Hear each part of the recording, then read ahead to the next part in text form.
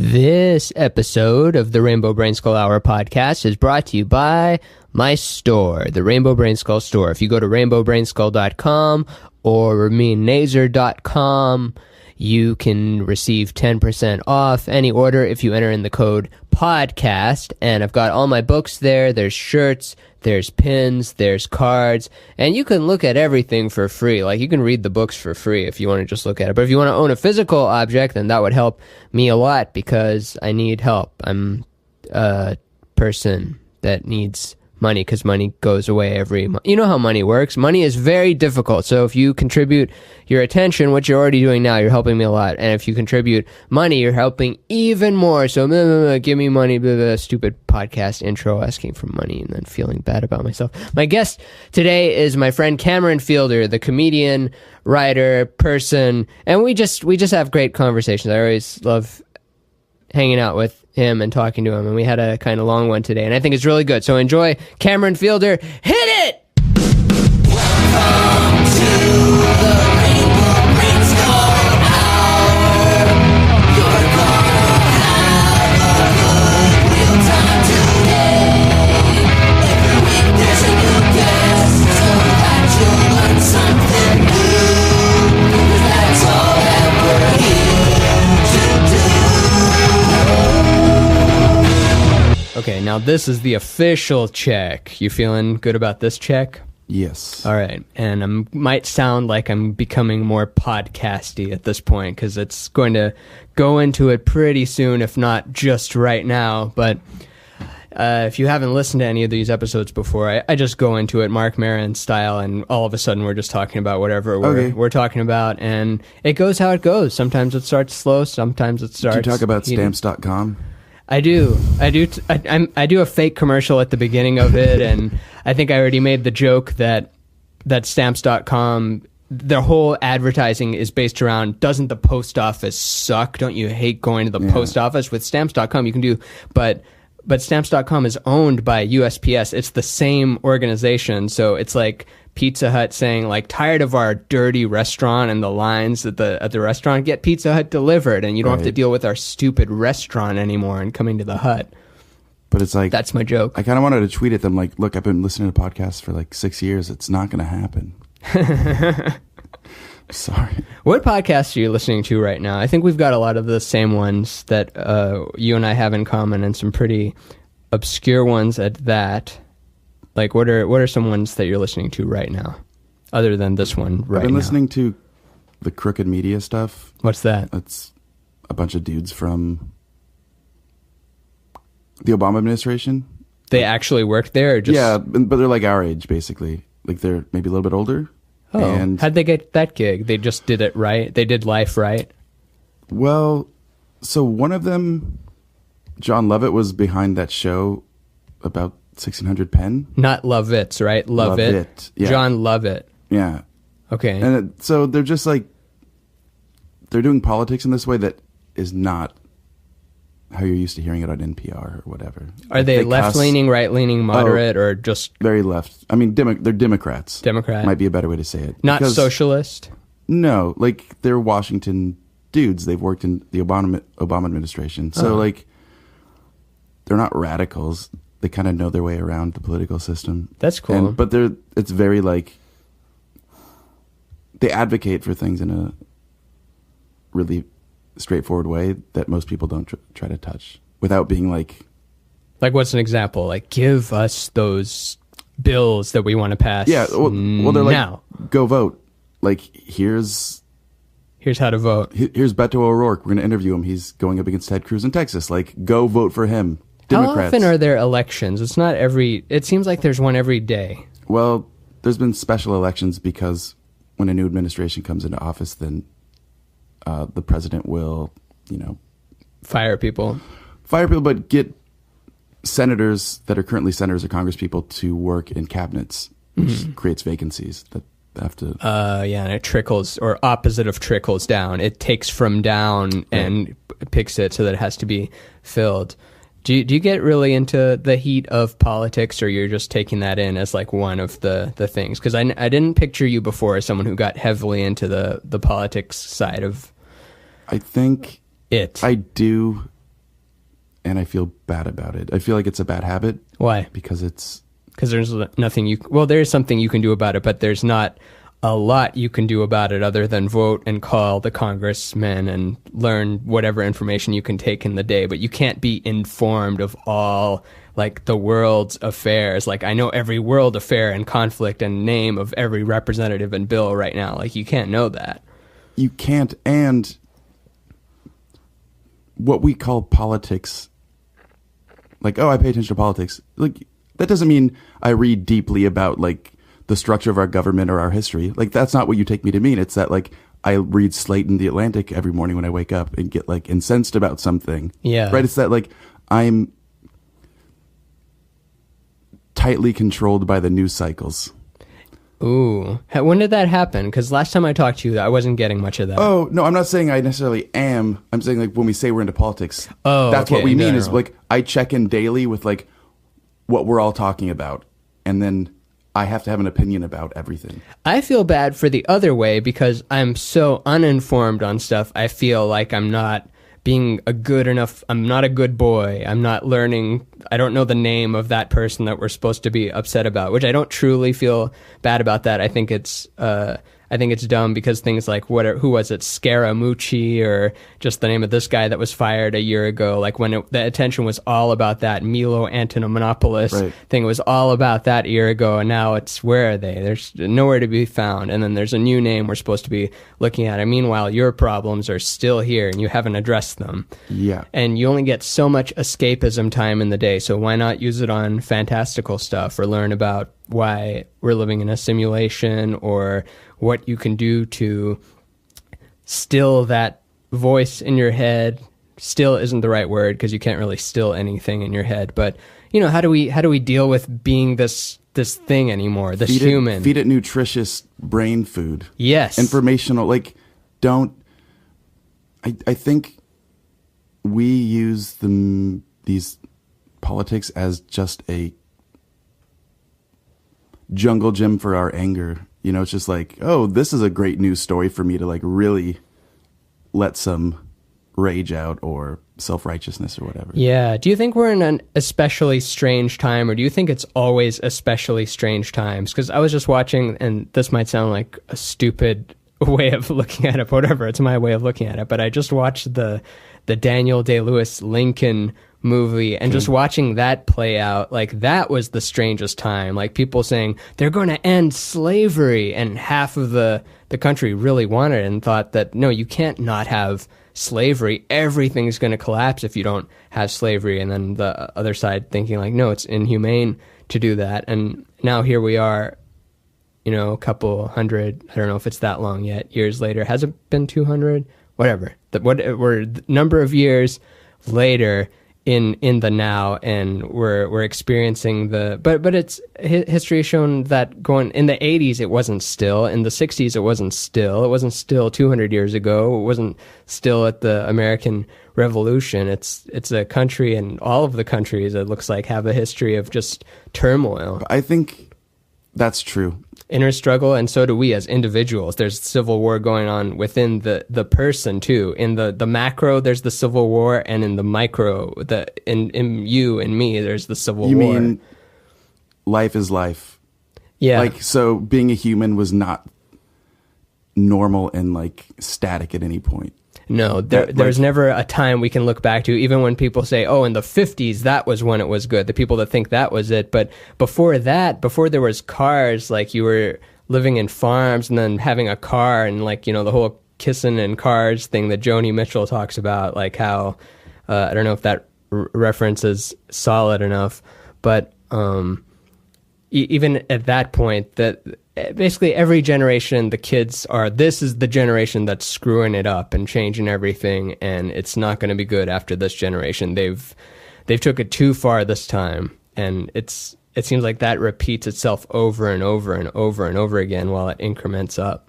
Right. Yeah, a lot of what we consider like the hallmark or the definitive thing about the new generation is just like a developmental state.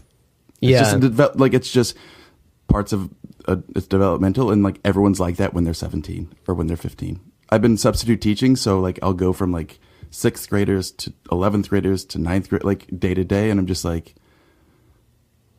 that's got to be pretty wild. Like, you mean one day you're teaching 9th graders, one day you're teaching just 11th graders, and you don't know which way you're going? Yeah, and you just see like, oh, like 8th graders, 7th graders, they are just like so emphatic and loud about everything they do because it's for the other people in the classroom. Everything they do is for some other 8th grader in the classroom to show how independent they are, to show how brash they are, that they don't care. Yeah. By 11th grade, they're mellowing out into adults that like they can like not do the work.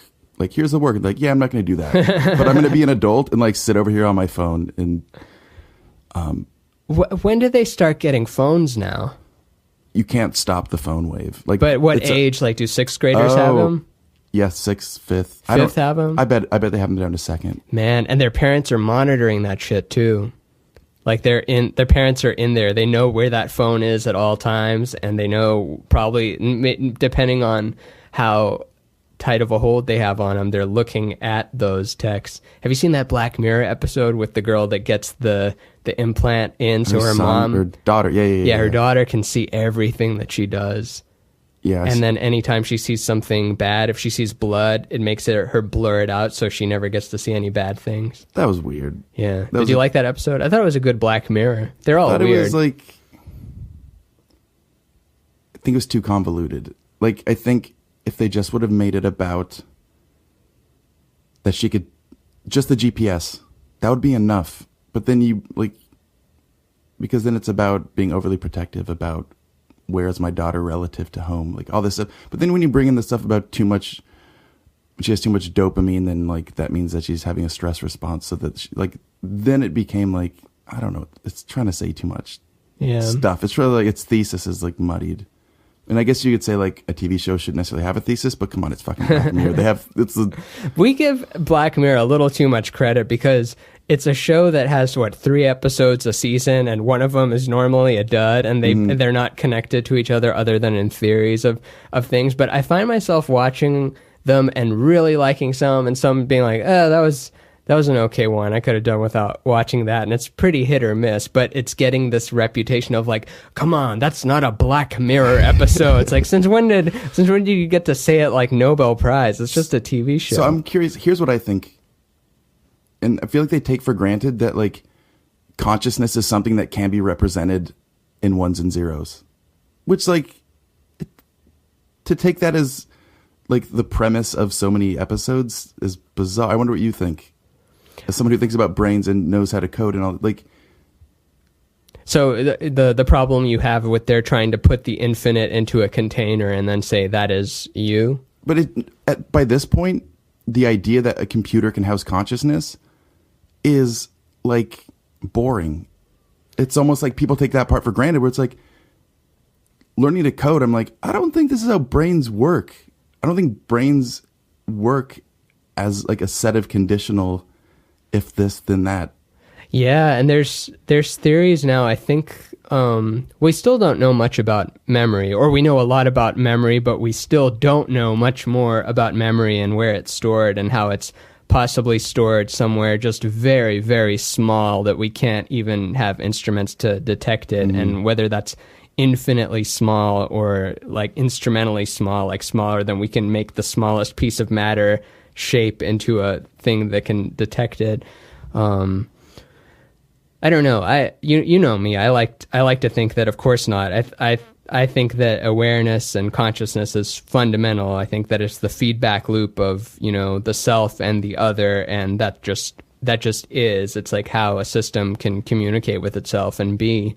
And while the other way sounds more rational, it also it can't be like that in the world we sit in right now, this world of form, like where we're here. There's clearly stuff. Like if it was this rational universe where everything was material driven, why would there be anything? And you can say that, chance would eventually make it come into play, but then what's chance? Like, how do you just have that as a fundamental, So it's either chance is a fundamental concept, consciousness is a fundamental concept, or matter is a fundamental concept, just a stubborn thing and then there's space outside of it, they all kind of sound kind of strange. I think it's consciousness that is that thing. But why do we think...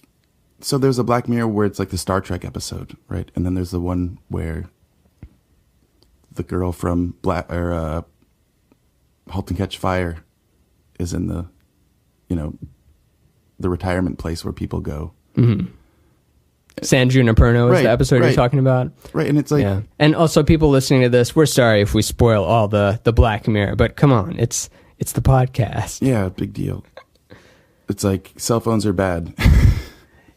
It's not a surprising premise. It's definitely a dystopia show, and which the San Junipero episode is the only utopian part of the show, but it's a dystopian sci-fi series, so of course they're going to play the negative angle. Like, you can go into that episode where the girl gets rated and everyone is a 5-star rating, and your whole identity and everything is just boiled down to 5 stars based on how you interact with people. And the brother seems to be having a good time. Her brother, who just plays video games at home and has a 2.7 rating, they could have followed his storyline and showed that, like, oh, this guy's having a blast. He's just saying what he wants, doing what he wants, playing full sensory virtual reality all day, has an all right job, all right apartment. It could have been like that Utopia version of the show, but they followed the story of the girl freaking out and kind of losing it all. I think any sort of sci-fi future thing, there's going to be the utopian side and the dystopian side, because that's what expanding outward in all directions does. Like, there's going to be super cool stuff coming in 20 years and super awful stuff coming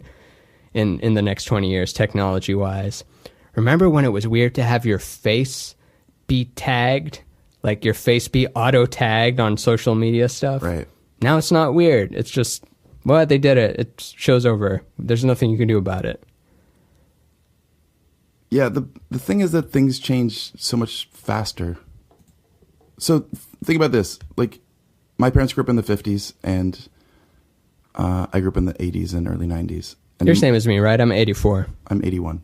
81. Ooh, early 80s. Yeah. I'm getting into those mid 80s. I forget when AIDS came, but it's the mid 80s, right? Or late 80s? Feels like late 80s. I think late 80s, because then that's when all the hair metal and glam everything kind of fell apart. And then it got into Seattle grunge, because AIDS ruined I think this sounds like some really bad behind the music. Behind the music where it's just like, AIDS, then grunge came. It's like, it's just overly simplistic.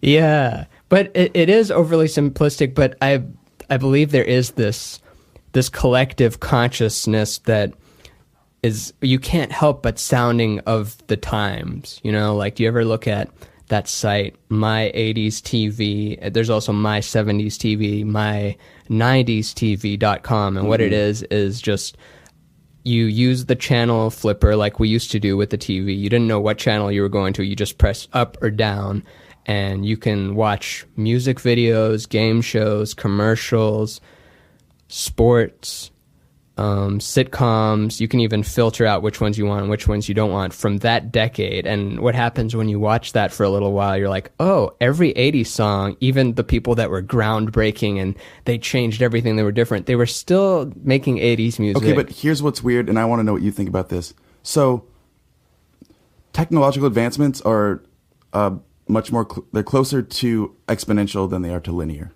right? How quickly things are changing and advancing. But everything looks the same. Like, nothing changes style-wise. Like, I graduated in 2000. These kids, the seniors that at the schools where I sub, they are 2018. So that's 18 years apart. If you went 18 years before 2000 and you look at the pictures side by side, it looks so different. Someone who graduated in 1982 look like they're from a different era completely. Do you think it's because computers stopped our evolution of these monkey things, which our evolution of these monkey beings that we're in right now? I know it stopped, 30,000 years ago, or basically, how we're in the same body that we were as hunter-gatherers, but then our just culture changed. I think that might have happened again, because what you're describing is people in the 70s looked way different than people in the 50s, who looked way different than people in the 30s who were wearing hats and it's stuff. Just and style. These kids, they look exactly like, if you look at find a yearbook for 2000, find a yearbook for 2017, they're almost interchangeable. I'm not saying there's not differences. They're almost interchangeable. We ran out of styles. We hit every angle of it. When was Office Space made? When was Big Lebowski made? Like 90s, right? 95? These are period pieces, but they don't feel 20 years old. They don't feel 23 years old, right? Like, so why, as technology speeds up and things change faster, are we having this lagging of style? This lagging of, like, I don't understand it. I don't either. I'm guessing right here. Like, I'm trying to figure out where the lack is. That's actually a very interesting insight, and no one's ever brought that up to me before, nor have I read it in an article. And you have you seen that before? You're the first person who's bringing up this concept to me, but I understand There's an article about, like, that somewhere around the late 90s, fashion stopped changing. Or, I mean, it's not complete. Things change. Just a relative. Little bit, just relative. So there's an article about that, but why is bizarre when you think about how quickly things change. Yeah, because you'll have, like, let's say in the 2000s, you'll have someone with a Killers shirt, but that wouldn't have existed in the 80s, but it's still just black t-shirt with the name of a band on it, making music that actually did sound kind of like the stuff in the 80s and 90s with a little bit more... Or like trucker hats. Someone could say, things do change. Trucker hats aren't around anymore. It's like, yeah, but, like, that would have been a detail. Yeah. And you notice the thing that makes something... Let's say that we're going to do a period piece about 2002, which is 16 years ago, right? Is that right? That's wild. I know it is, but it's wild. So we're going on 2 decades ago, is 2002. How do we really want to show that this is 16 years ago? Phones. The evolution of the cell phone is the best way to show what era you're in. Holy shit. He's got a flip phone. He's got a pager. Because it's so hard to show, like, that show This Is Us, which, like, it started in the 80s, and then they go through the 90s, and it's really hard in the late 90s to show, like, we're in the late 90s. That's fascinating. Yeah, we switched. Our whole identity became the phone after that. Not really, but, like, is what you can indicate. It's going to be the small rectangle we hold in our hands, followed by the point where we're not holding that anymore. And so I do have kind of a theory, which is that when in the 80s, 70s, a movie came out, you love it. It's your favorite movie. Oh my God, that's my favorite movie. What can you do about it? It goes out of theaters. Then you just wait for it to be on TV. And when it's on TV, you could watch it again. Yeah. There's nothing you could... Or you can buy your movie theater or a projector and buy a reel of film. And then the 80s, we get VHS. Then we get DVD. So as the technology ramps up, the technology changes faster, but what the changing technology does is it gives us more and more access to things that are older and older and older. So it brings more and more things into the fold every day that we can interact with. Yeah. Right? So whereas, like, fashions would go out of fashion, now everything's preserved. Right? Like, Big Lebowski doesn't seem old because people didn't stop watching it. Time is slowing down, or time is speeding up, but at the same time, we're collecting more of it. Like, these kids, they're seniors in high school. I always think there's going to be references that they don't get. These kids know fucking everything. They know everything because it's in their pocket. They have access to everything. Whereas, like, things from the 70s when I was a junior high schooler, high schooler, they just seem so old and terrible. Yeah, and you couldn't learn about them unless you had an older brother or something, or parents that collected everything. But yeah, what we knew was just the books in our house, what was in front of us, and we just believe whatever your older brother or your friend said, which we're still doing that now, but through a device. But now there's more people checking on that, so you are building a more accurate version of reality. I've brought up before that the more we go into the future, that the more you're able to accurately look at what the past looked like, or at least more vividly. Like, let's say you couldn't see the pyramids 50 years ago, unless you had a book about the Right. pyramids or you went to the library or something. And then you couldn't do it unless you had a computer, and then you couldn't do it without a phone with the internet connection. Now everyone has the smartphone, and now there's like models of, oh, the pyramids probably looked like this when they still had the limestone painted that they, before they chipped it off to build Cairo. That's not even conspiracy. They actually like chipped off the outside of the pyramid to build Cairo. So a lot of it's missing, but you can see what it used to have looked like. So we're building a time machine kind of, and eventually it's just all going to stop, but we're going to have the ability to go infinitely back in any direction we want, because there's going to be nothing left forward. Yeah, I have that thought. I think maybe that was Terence McKenna said, like, that The transcendental object at the end of time. well, he did say that. Someone said the fact that, like, it must have been Terence McKenna. I The can't imagine anyone else saying this, balkanization- that the reason why we have not had any visitors from some technologically advanced, like, faraway planet is because by the time you reach that threshold to be able to make those spacecrafts, you go inside your own technology. That you get sucked into your own technology. And I watch these kids that will have their phones in their faces for a whole class for an hour and a half on the long days. And I'm past judgment about it. I feel like judgment about cell phones is like so 8 years ago. It is. It's like to make it a moral issue. It's not a moral issue.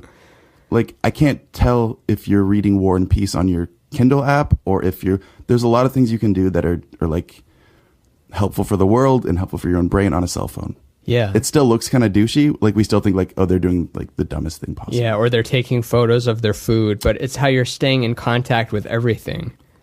So I have that thought all the time in watching these kids, because they're a few generations behind me. Like, we're getting sucked in, man. We are. We're getting sucked in. This is what Terence McKenna meant, was like, And we're in the before we can get crappy out to part. space, we get sucked into our own technology. Do you feel like we're at a particularly painful part right now? Like the part before everyone had a cell phone and you actually lived in the real world, that's cool. The part where we move into the internet and have like no body, but our body can be whatever we want it to be, depending on what game we're playing within that virtual. No, I've called our era proto-bionic because we're like, it's very clumsy. We have powerful human brains and powerful human bodies, and then we have these powerful, little computers, and we can't seem to synthesize them. And the fact that we reject things like the Google Glass because they look douchey, like, wouldn't looking douchey and like having these powers like combined be better than like saying, "Hey Alexa," and she doesn't answer because for some reason on Samsungs you have to have your phone on, or That's what Google thought, because it's a company of engineers. But I mean, you get it. It's the psychology of that runs real deep. What's that? If you're not going to get laid or whatever, Right. It's not all about getting. Where it kind of is, not to get all Freudian with it, but it's. Yeah, if you're going to be made fun of, or you're going to feel like you're in danger in certain parts of town, not just like bad parts of town, but yeah, if you're going to be rejected from the tribe based on the Google glasses you have, even, and maybe if they shot lasers and froze time and stuff, people would look like a douchebag. But the amount of power you're getting from just having a phone on your face, as opposed to what people look at you like, that's not worth the trade-off. People would rather just go down a step technologically. I'm old enough to remember when like the internet was for losers. Yeah, it's all nerds, and it was really mean. Remember the mean internet? No. It was mean back then. Oh. Like, it would just be flash animations of fuck, shit, piss, fuck, shit. Really? And then it'd just be really offensive. I mean, that wasn't all of it, but just stuff like that was popular, like the Mr. Penis cartoon, and it's just all swastikas and just that kind of jokes, like stuff that you can find now. Like if you go to Reddit and there's a subreddit, I think it's called I'm Going to Hell for This. There's like plenty of just crass juvenile humor, but I think it was because it was all just kids on the internet, at least putting content on the internet. There was older people doing that, but the culture of the internet was much more it felt Yeah, more juvenile, more playful. People weren't buying stuff. There wasn't banks on the internet. People were afraid to put their credit card on the internet. It wasn't a place there was money. Now there's money and your identity and everything, so it's serious. It's super serious. The word "the internet" is misleading because the internet we had in 2002 was like a different internet, right? It's like there was no YouTube. There was no Facebook. Amazon is where you bought books. Like, if you were crazy, or not super crazy, but like, I'll put my less important debit card on the Amazon account. Like, I won't put where all my money is, but I'll put this one, so if it gets stolen, then only a little bit of money is taken out. Like, do you remember that? People were afraid to put their credit card on the internet. Yeah, and people, I think, overstated the bubble when it burst at the end of the 90s, where it's like, pets.com, we tried to sell things on the internet. Well, that didn't work. We were idiots. Instead of thinking like, oh, we were ahead of where the technology was, or we were ahead of where the culture was ready, but we're still correct. I think we overcorrected and thought like buying stuff online is stupid and it didn't work. Yeah. And what was the second...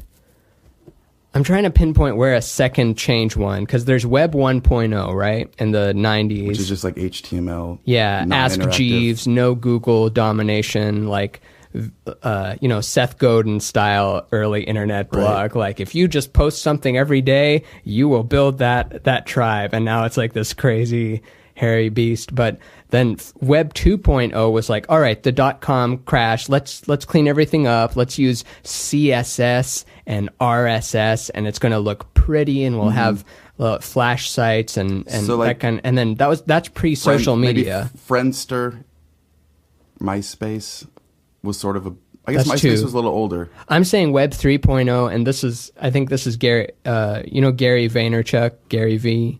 That his whole, or it's not his whole thing, but he talks about Web 3.0 is, social media, and stop calling it social media. It's the current state of the internet, social media. People are always talking about, figuring out social media, but it's the whole internet. It took over. Like that other one is secondary to social. Like even news is about what people tweeted now. So Twitter is where it comes first. Not always. I mean, of course, there's shootings and stuff, but social has it's gotten its tentacles into everything. It's the highways. What is your relationship like with technology? Like, is it good and frustrating? Emotionally fraught, or like you have feelings of guilt about overusing, or the quality of what you engage with, or? It's super complicated. I don't love it all the way or hate it all the way. I recognize when I'm scrolling through Instagram and looking at the same content I've already looked at and I'm not getting anything from it. I've also gone weeks without posting anything or looking at it and feeling that void of like, this isn't like being in the 90s. Like, I can't just go back to being in the 90s by not using the stuff around. I'm in 2018, like it or not. You can't. See, I don't have a Facebook. You hear that? Yeah. Oh. That's okay. Hold on 1 second. And... You pausing it? No, not pausing it. Just turning it off. I still need to turn that thing off. But another way of... I want to keep that in because it shows how irritating technology is. My computer that we're recording this episode on gets text messages even when I turn my phone off because it's hooked up to my Apple ID. So basically everything I have that's Apple just dings if I get a text. So I have to go in there and turn off like do not receive messages. But since I reinstalled the OS, it defaulted to that, and that's something annoying that it's just everywhere. So I was gonna say I don't have a Facebook, I don't have a Twitter. And so you're an Instagram, Snapchat man, huh? Well, for a while, for like just the greeting cards, I try to do Instagram, but I try to restrict my access to that stuff, and I'm like, well, what I'm going to do is I'm going to write hand letters, and I'm going to call my friends, and but like they live in 2018. Yeah, like I can't kidnap them and go through a time portal back to when people just talked on the phone. Some people will play along for a little bit, but you can't. Yeah, you can't go back to how it was. It's done. But I can't do it. It's like I feel like there's this paradox, like. Science fiction movies in the 80s and 90s, like people always use like video phones. Yeah. Like, because we assumed the fact that it didn't exist yet meant the only thing holding us back from having like full-on video conversations was like the lack of technology. When it turns out we use less of our senses increasingly when it comes to like how we interact with each other over technology. Yeah, it's true. So that even hearing someone's voice feels too intimate now. So that's all texting, right? Like the idea that I'm going to want to have like a George Jetson conversation on a video screen. You can see why we thought we would want to, but now it seems so bizarre because we have such, and I have this theory that it's counterintuitive. I don't know how to contact my contacts. Like they're on my phone. It says contacts. The noun contacts is related to a verb contact, right? Which I know. I just press a button. It's like, it's all right there.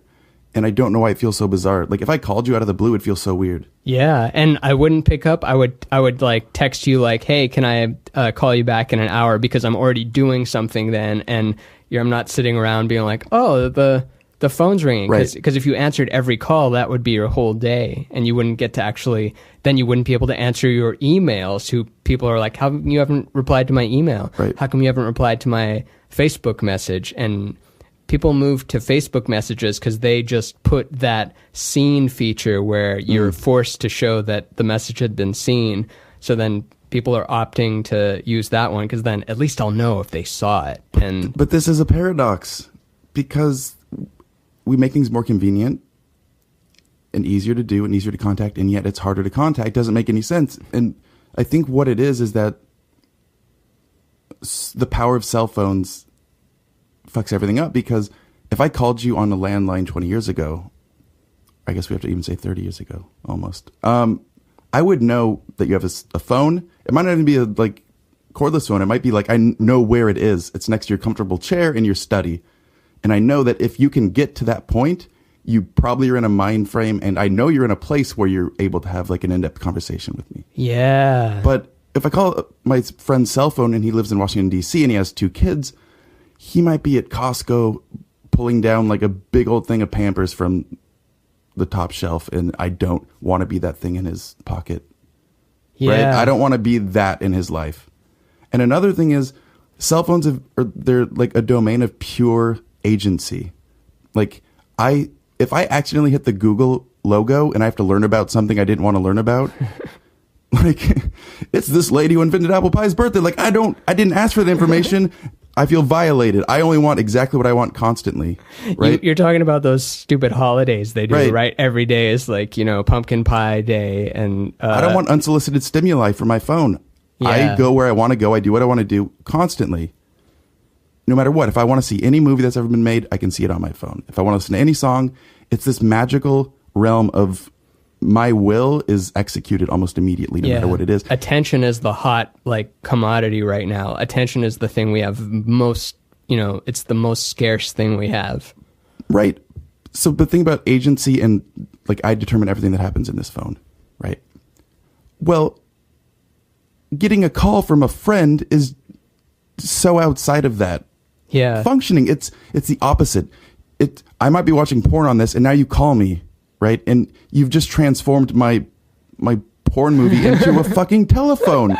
You call me and you make a movie theater into a telephone.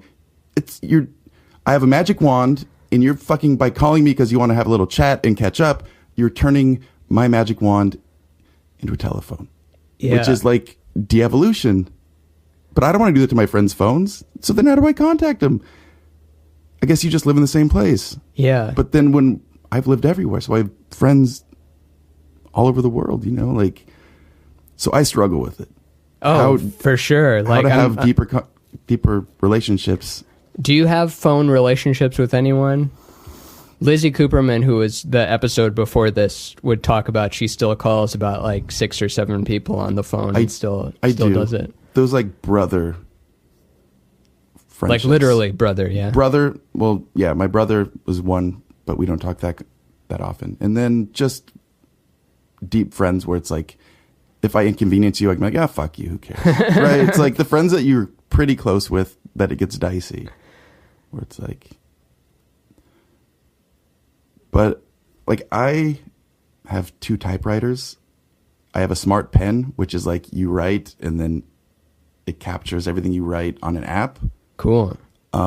Is it pretty accurate, or is it like, oh, God damn it, I didn't mean to draw that and it registered it? Because I've had one of those before, and even if it's 98% accurate, that 2% that's missing is always going to make me choose just a pen and a scanner, because then I know when I'm putting pressure here, I know I'm going to get that image. Right. Yeah, it's okay. It's okay. It's not there yet. But like, I'm not a Luddite, and I'm not like a future head either. I think the more kinds of technology you can use, the more conscious your relationship to technology is going to be. Where it's like, I think just unconsciousness is the problem. Yeah, it seems like no matter how much of the stuff and connection we get, like we're still ourselves, even if we have a VR headset on. You can't escape the psychology of being this limited thing with limited attention in a world that's sped up faster than what it can keep up with. All of us, I feel like, are struggling or on Adderall, or I'm talking like people 20s, 30s. I feel like older generation, they have their own problems to deal with. I'm on Vyvanse, so no. What's Vyvanse? Adderall. Adderall? It's slower Adderall. Is it like slower release? Yeah. It's like slow release Adderall. How's that working for you? One time you told me that you were prescribed something that gave you bias towards action, and that line always stuck with me, because I was like, oh, I want... That was Vyvanse, yeah. Vyvanse? Oh, I want bias towards action. Whereas Adderall made me feel like I need to do it fucking now. It was a sense of desperation, which I don't want that energy. If you're on too much amphetamine, it's like... So with ADHD, I do have ADHD, right? So yeah, it's diagnosed and everything. Yeah. It's hard to pay attention to something, right? But if you're on too much amphetamine, not only can you pay attention to something, you have to. And if you can't find an object worthy of your attention, it's like painful, and it's just like you're antsy, so. Does that mean that even when you're searching, it's like, no, this isn't doing it for me? Or you mean like if you're in traffic or something? Do you ever find yourself at a point where you can't find something that can be the object of your attention? So not in traffic. I think it does have to do with a sense of like agency, that if I can't, then I can't judge myself, because it's a very like type A type energy where you're like, I'm going to do it. I need to accomplish. And if I'm in traffic, it probably means I'm going somewhere. And so I can't really judge myself for not accomplishing. But it's like, if I take my medicine and I don't have a plan, I'm going to work on this. You start dicking around. Yeah. Or someone's like talking to you and you want to focus on this thing. It's like very painful, and you can kind of be like rude. I feel that way about mornings. Like if I don't go into my morning with a plan, I'm more often to fail and get depressed and get, just beaten down by what comes in that morning. Whereas if you have a plan, like I am going to eat this for breakfast, do this yoga video on YouTube. I'm not going to look at my email or my messages. I'm not going to correspond at all until I do that stuff that's nagging me that I wish I'd gotten done the night before, but didn't because life did other stuff that I didn't want to, and then the day was over. Yes. I was on the craziest schedule like last year for a few months. I woke up at 4 o'clock in the morning every morning. Oh, damn, for teaching? No, I didn't have a job. I woke up at 4. I would make breakfast, make my bed, take a bath, meditate for like a half hour. And then by 6, I'd be sitting down ready to write, and then I'd write for a few hours. And it's amazing. Like, that sounds great. How much I got done. And because if I wake up without an alarm, I'm fucked. For me, either time is going to dictate what my life looks like, and it's going to be scattered in a mess, or I'm going to do something like that where it's like I'm out in front of it. I'm getting important stuff done first. And I've really gotten off of that. But yeah, if I don't plan, I'm in trouble, because if I think, I'm in trouble.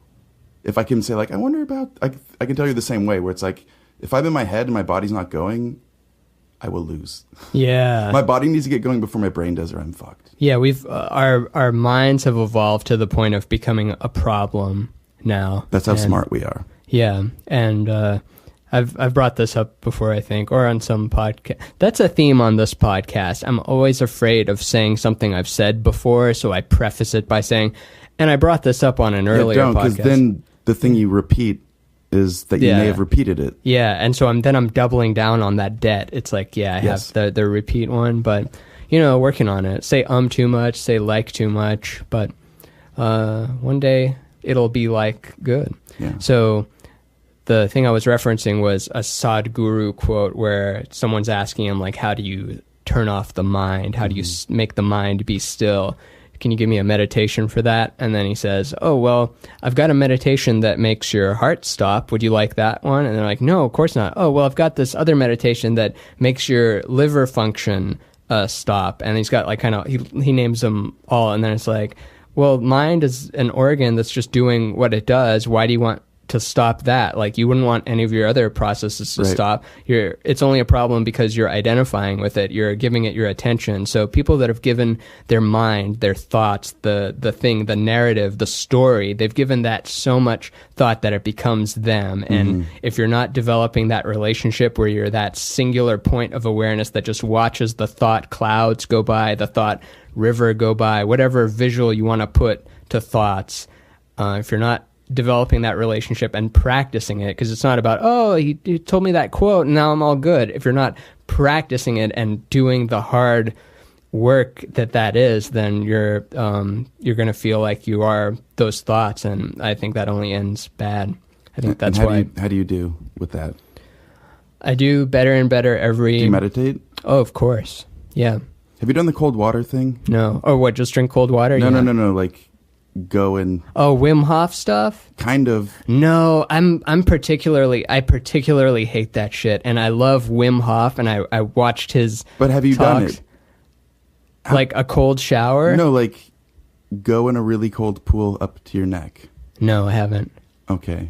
Have you done it? Yes. And it's worth it? Yeah, it's okay, so one of the more profound. Check it out. I would do that one. I think that one sounds awesome, but when people are preaching cold showers in the morning, like I just can't. The morning is hard enough. Like no, I separate those things out.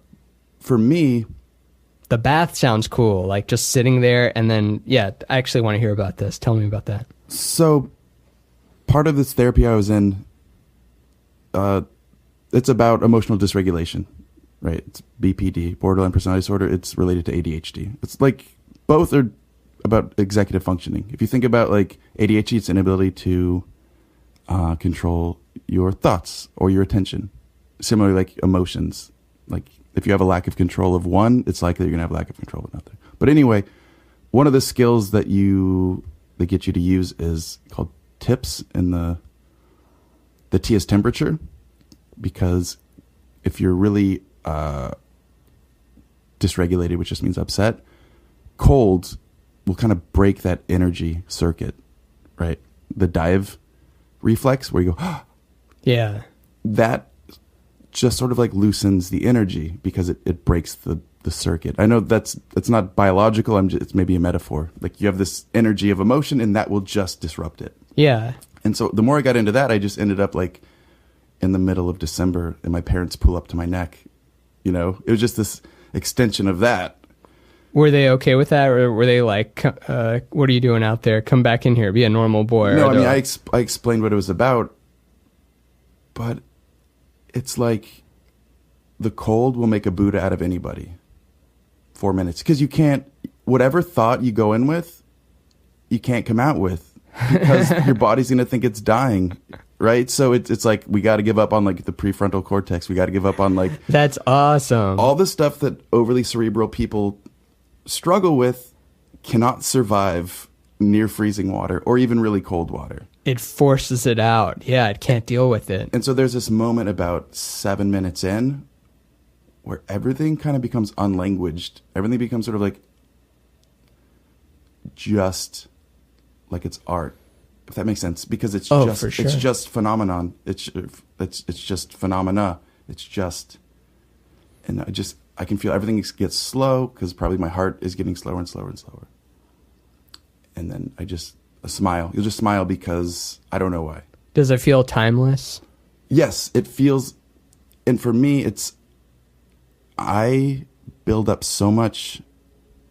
It's like when you take out a vacuum bag that's been in too long and it's just like overflowing with shit. That's how my brain gets and my body, I feel like even if I write and I've been doing good, I just feel too full of whatever I was just doing. Right? It's like, for me, transitions are really hard, and I get stuck on one thing, and the cold is just like a great way of like shaking the Etch-a-Sketch. You mean every type of transition? Like what comes to my mind? Like, let's say I'm drawing something, and then I have to go like erase and scan. I get a little bummed out because it's like, oh, the drawing part is over now. Like, I don't get to sit on the couch anymore and do this. Now I have to move into the computer, or I'll be in a computer mode and be like, oh, I guess the time for being on the computer is, it's over before you know it type of thing. Is that what you're referring to? Yeah, I'm just terrible at transitions in general, but like, I'll take everything with me, if that makes sense. Like, I'm writing, and then if I have a thought, or see, I think it's not even thoughts, it's just like an energy. It's like you're putting everything in your boat as you're going down the river. You're not just enjoying the sights. You're like, every little idea or something is something clinging to you. Not even idea, but just every energy is clinging to you. You're taking it to the next moment, and then this releases you of it. Yeah, and there's underlying fallacy that like I need to deal with it. Oh, whatever man. thought I have, or whatever, or if I couldn't figure something out in the story I'm writing, or if I couldn't, whatever, that I need to, and the cold, it dispenses with all of it, and it brings you back to a place of like, when you're creative and there's no effort, the flow right there, it brings you back there. Yeah.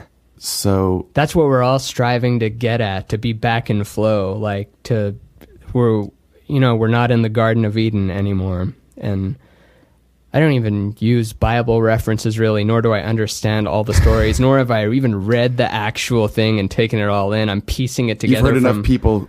Yeah, but basically it's talking about how, like, I mean, on a metaphorical level, we're talking about how everything was in flow. We were these animals, and the cat's not worried about 6 weeks from now. The human is worried about 6 weeks from now, but the cat's just thinking about what's happening now, maybe a little bit in the forward and past, but not to the degree that we are. And something about that, being aware of our predicament and what we are, and trying to pick everything apart and understand it, has taken us out of the flow. And now flow is something that we strive to get back into. It's like experienced only in brief moments, unless you're a yoga master. And often unhealthily.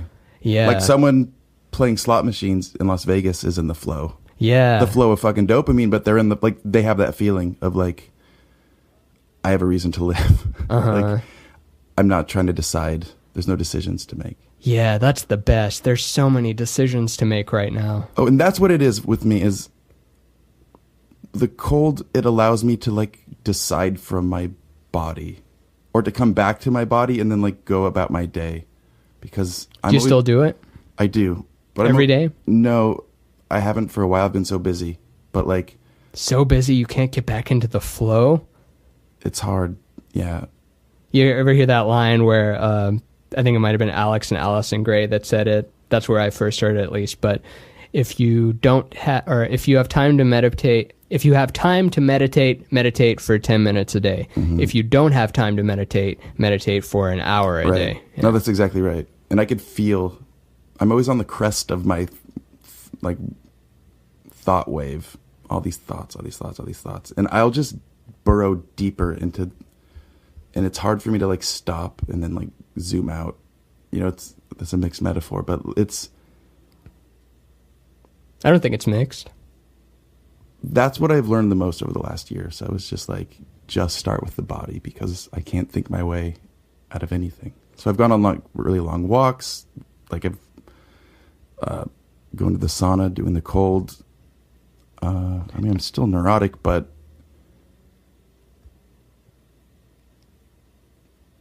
those help if I could stick with them.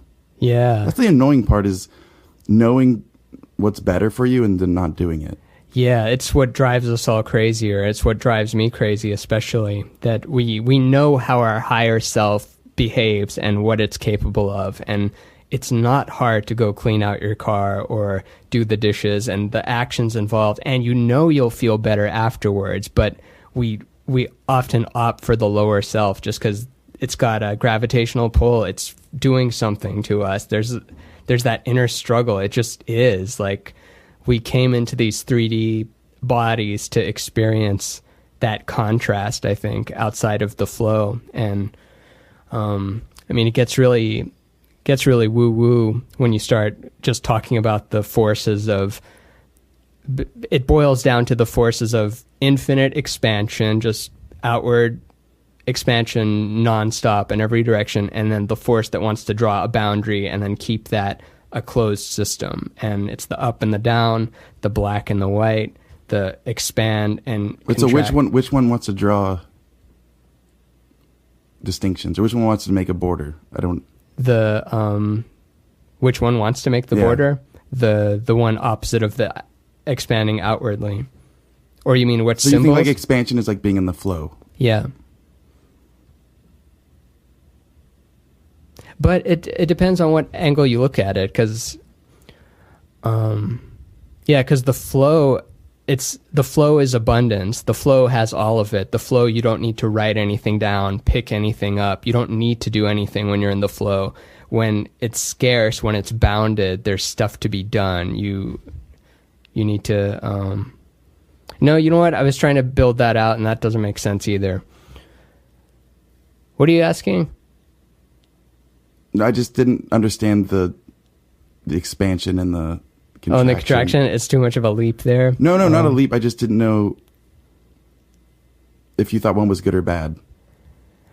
I think they're both good, but no, actually, I think the expansion one is good, and no, actually, you know what? It's relative, because if everything was just expanding, then you wouldn't get to enjoy everything. It would change too much. I mean, actually expanding. Yeah. I don't understand.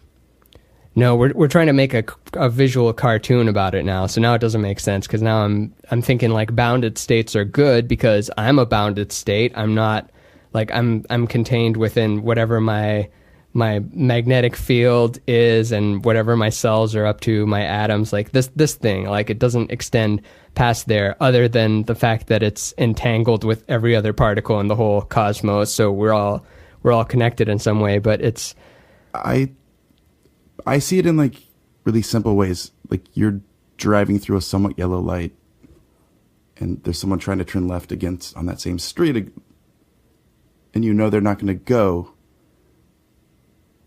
And you're trusting your life to the like reflexes of some fucking stranger. And then that's when I start thinking like, we're just like an organism, not in a woo-woo way, but in a like, I trust so much. And that's that deep empathy of like, we are group animals. So I can anticipate what you're going to do just based on like the sort of angle that your car is in the turn lane. Yeah. And you could tell that I'm going to go through just based on this. And there's so much mapping of other minds that we're constantly doing. But to what end? It's right. I don't know. It's like so much of our decisions are based on this underlying mind, you know? The part we don't really see and are just kind of doing. Yeah, or I don't know. I don't know what my point is, but it's like I have trouble with like we're all one. Like it doesn't make me feel anything. Oh, I could show you some stuff that would make you feel that, but the way that we're all one makes you feel good is because right now if there's you and then the rest of all existence, you're tiny, insignificant, you're not enough, you're not getting it together, you weren't here before, and then you're going to die. But if you're entangled with everything and the whole information of all the universe exists within you somewhere, and everyone holds that piece, and we're just witnessing the division of the whole, then I don't know, that's what flow feels like to me. That's what that place of no thought feels like to me. It's the oneness and the not having to do anything. But that word oneness and the way it strips your identity of like, oh, so that I'm not a me anymore. I'm just like, there's no point. You can look at it either way. I don't know how to synthesize it one way in a different brain. And I don't think it's supposed to. I think depending on where you're at, one way of describing the universe might horrify people, and then another way might just absolutely delight them. Like some people just love thinking about how, just nihilist people, like there's no point, the sun's going to blow up. When you die, there's no more awareness. Awareness is just a little trick that your brain does, and I guess it's a mystery kinda, but who cares? You're going to be in the ground one day, son. And like they get some calm in that. And then other people are like, no, I have to always be a something. I couldn't not be a something. I'm always a something, but that something is transforming eternally. So then I feel good. Do you cling to any one of those things, or you go back and forth? I mean, I think it's funny because I have these sort of two competing goals, and one is this like artistic comedy, writing novels, like actualizing my talent, like realizing my talent and like becoming successful in a very like tangible way, right? This, like people knowing about it, you being happy with it, yeah. having the money so that you can continue to fund that work rather than having to do it as, right. rather than the struggle that we all have. It's a deep sense of purpose, and it's like a real hunger for affirmation, or like, oh yeah, you're not shitty. Do you look for does it give you comfort that other people who have achieved, I don't want to call it comfort, but actually before I ask you that, what's the second goal?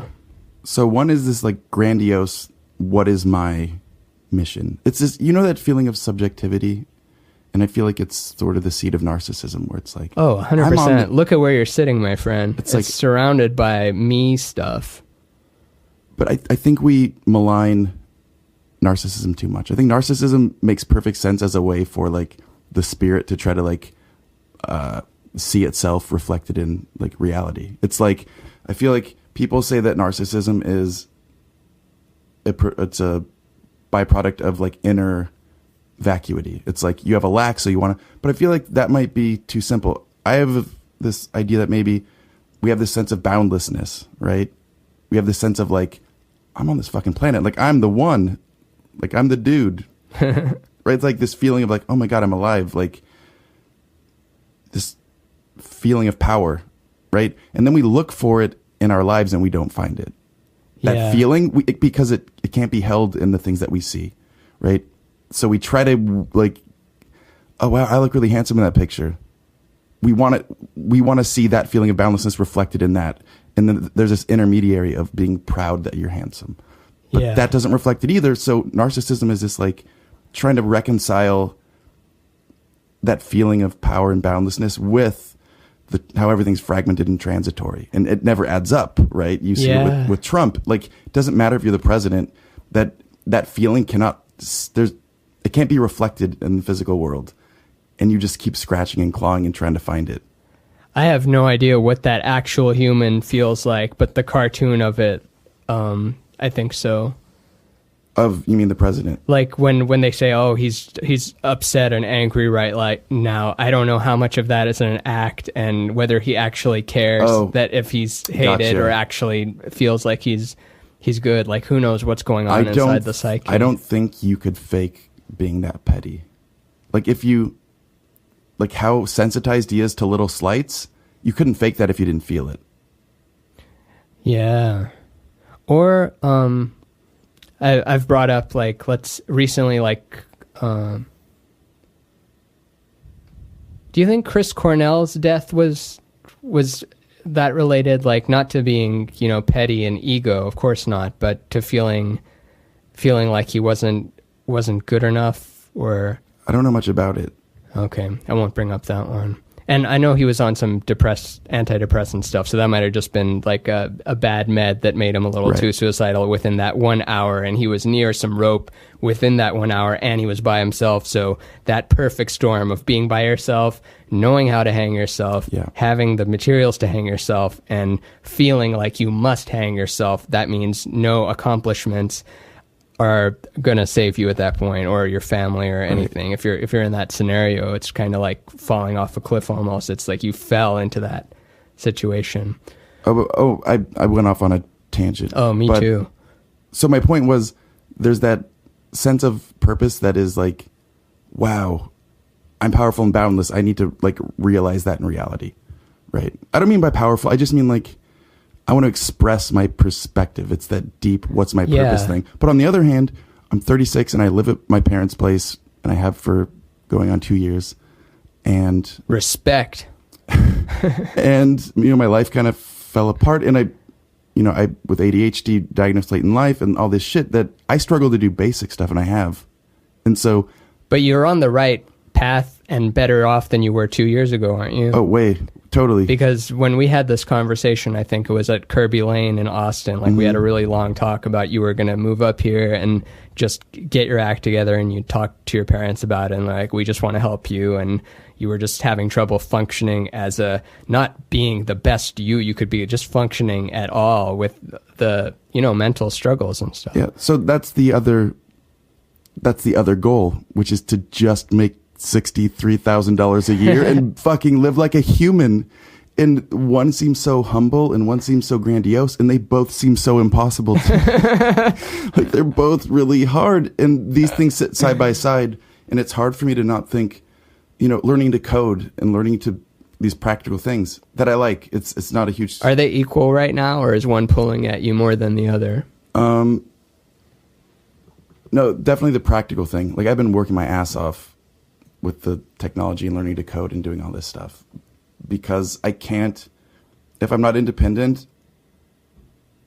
and I'm not productive, like in that adult sense, then I can't free up enough mental real estate to be creative. Yeah, me too. It's all like, I need to find a job, and you can't get the tomatoes to the market if your truck breaks down. Like, you're trying to get those tomatoes to the market, your creativity, and then that 63,000 or whatever, just having your needs taken care of, your base, income, having that's your truck. And if you're just focused on tomatoes, you might be able to grow great tomatoes, but they're not going to see anywhere else but you if you can't drive them to that market. Exactly.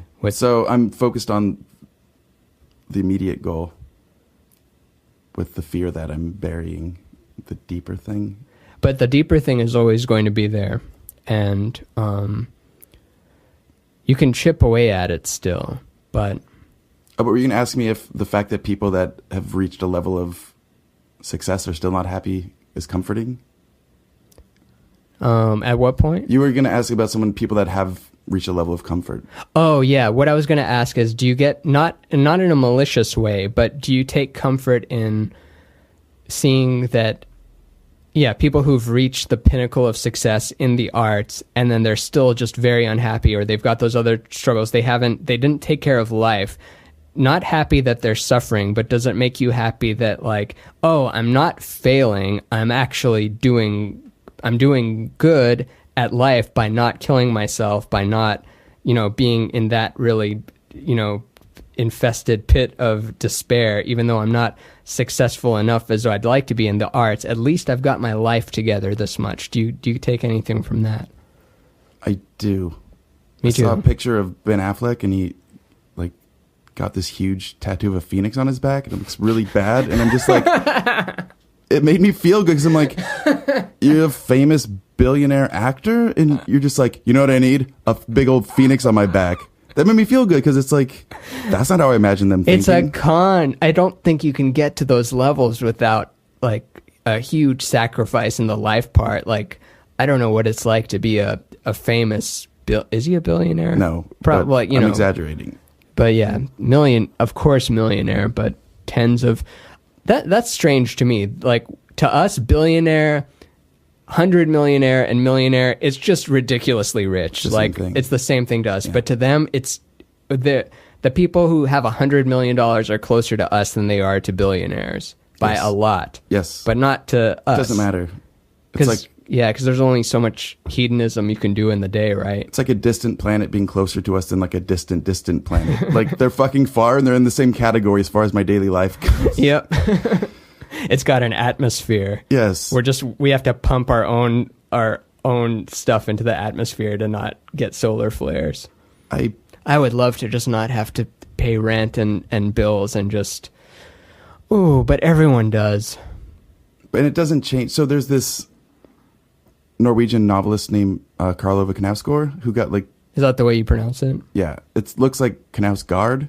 Okay. But Knausgård. Knausgård. It's... but he wrote this book called My Struggle, which is in Norwegian Min Kamp, which is the same as Mein Kampf, right? Oh, isn't that what it's called? It's called My Struggle, right? Right. Oh, interesting. But he's not politically weird or anything. Yeah, I know it's not Mein Kampf, probably. What if I use that as the description of this? It's like Cameron Fielder joins us today and we talk about Mein Kampf and how much he loves it. I do. I like that. I like his book a lot, but it's like 7 or 8 volumes of just the most mundane stuff. Him wanting to become a writer, all this. It's from real life. It's all true. And then this book got gigantic. Like, it's huge. He's a literary sensation all around the world. Huge, huge, huge, huge deal. And when he's interviewed, he's like, yeah, it's great. And that's what I always wanted, but I'm still unhappy when I wake up every morning. And I think about that. At what age? He's maybe 50. 50? You know who looks real happy all the time? Eckhart Tolle. He doesn't look like he's faking that happiness. He looks like, are you familiar with his rap? Yeah, he looks like he's blissed out all the time in a way that he's laughing at everyone else who isn't. The way he takes those long pauses. And guys like that, they literally found a way to still function while appreciating every single thing. They're doing that, I think, on a micro level. I think they are. You think so? Yeah. I wonder.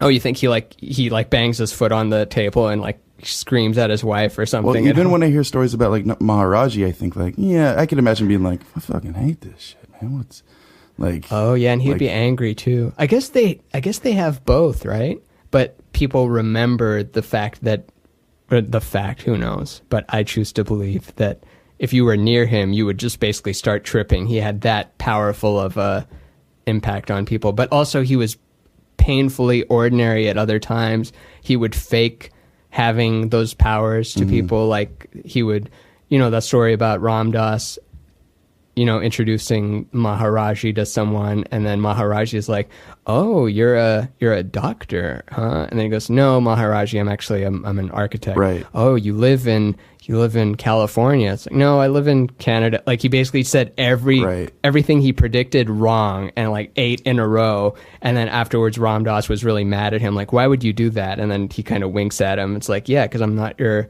parlor trick guy." Right. But you think he lives pretty close to... Here's what I actually think. When you get down to it, I talked about this with Ryan Singer before, and the example in that one was aliens.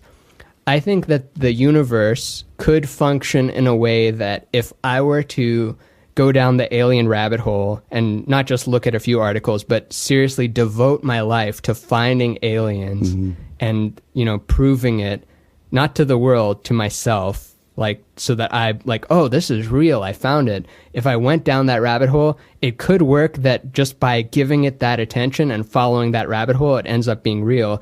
And if I were to devote my life to becoming a skeptic of aliens and work my whole life to disprove it going down that, it would turn out that way. Like, it's wherever I give more than...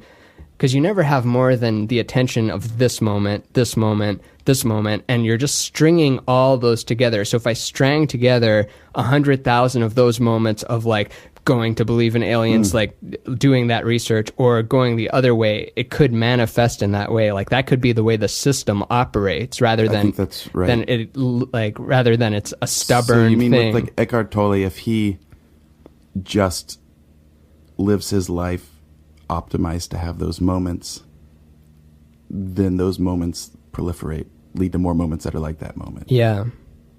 Whereas often what we complain about, you and I specifically, is the places in our lives where we like don't set the foundation for the moments that we want. Like we know we want this thing, but we instead bring our cell phones into bed when we know it's like not the right thing to do, and then stay up till 4 and then wake up late and then on, and we don't get those moments. But like, and then I'm skeptical, but I've noticed when I do live my life in that way that like I have way more of those moments. Yeah. 100%.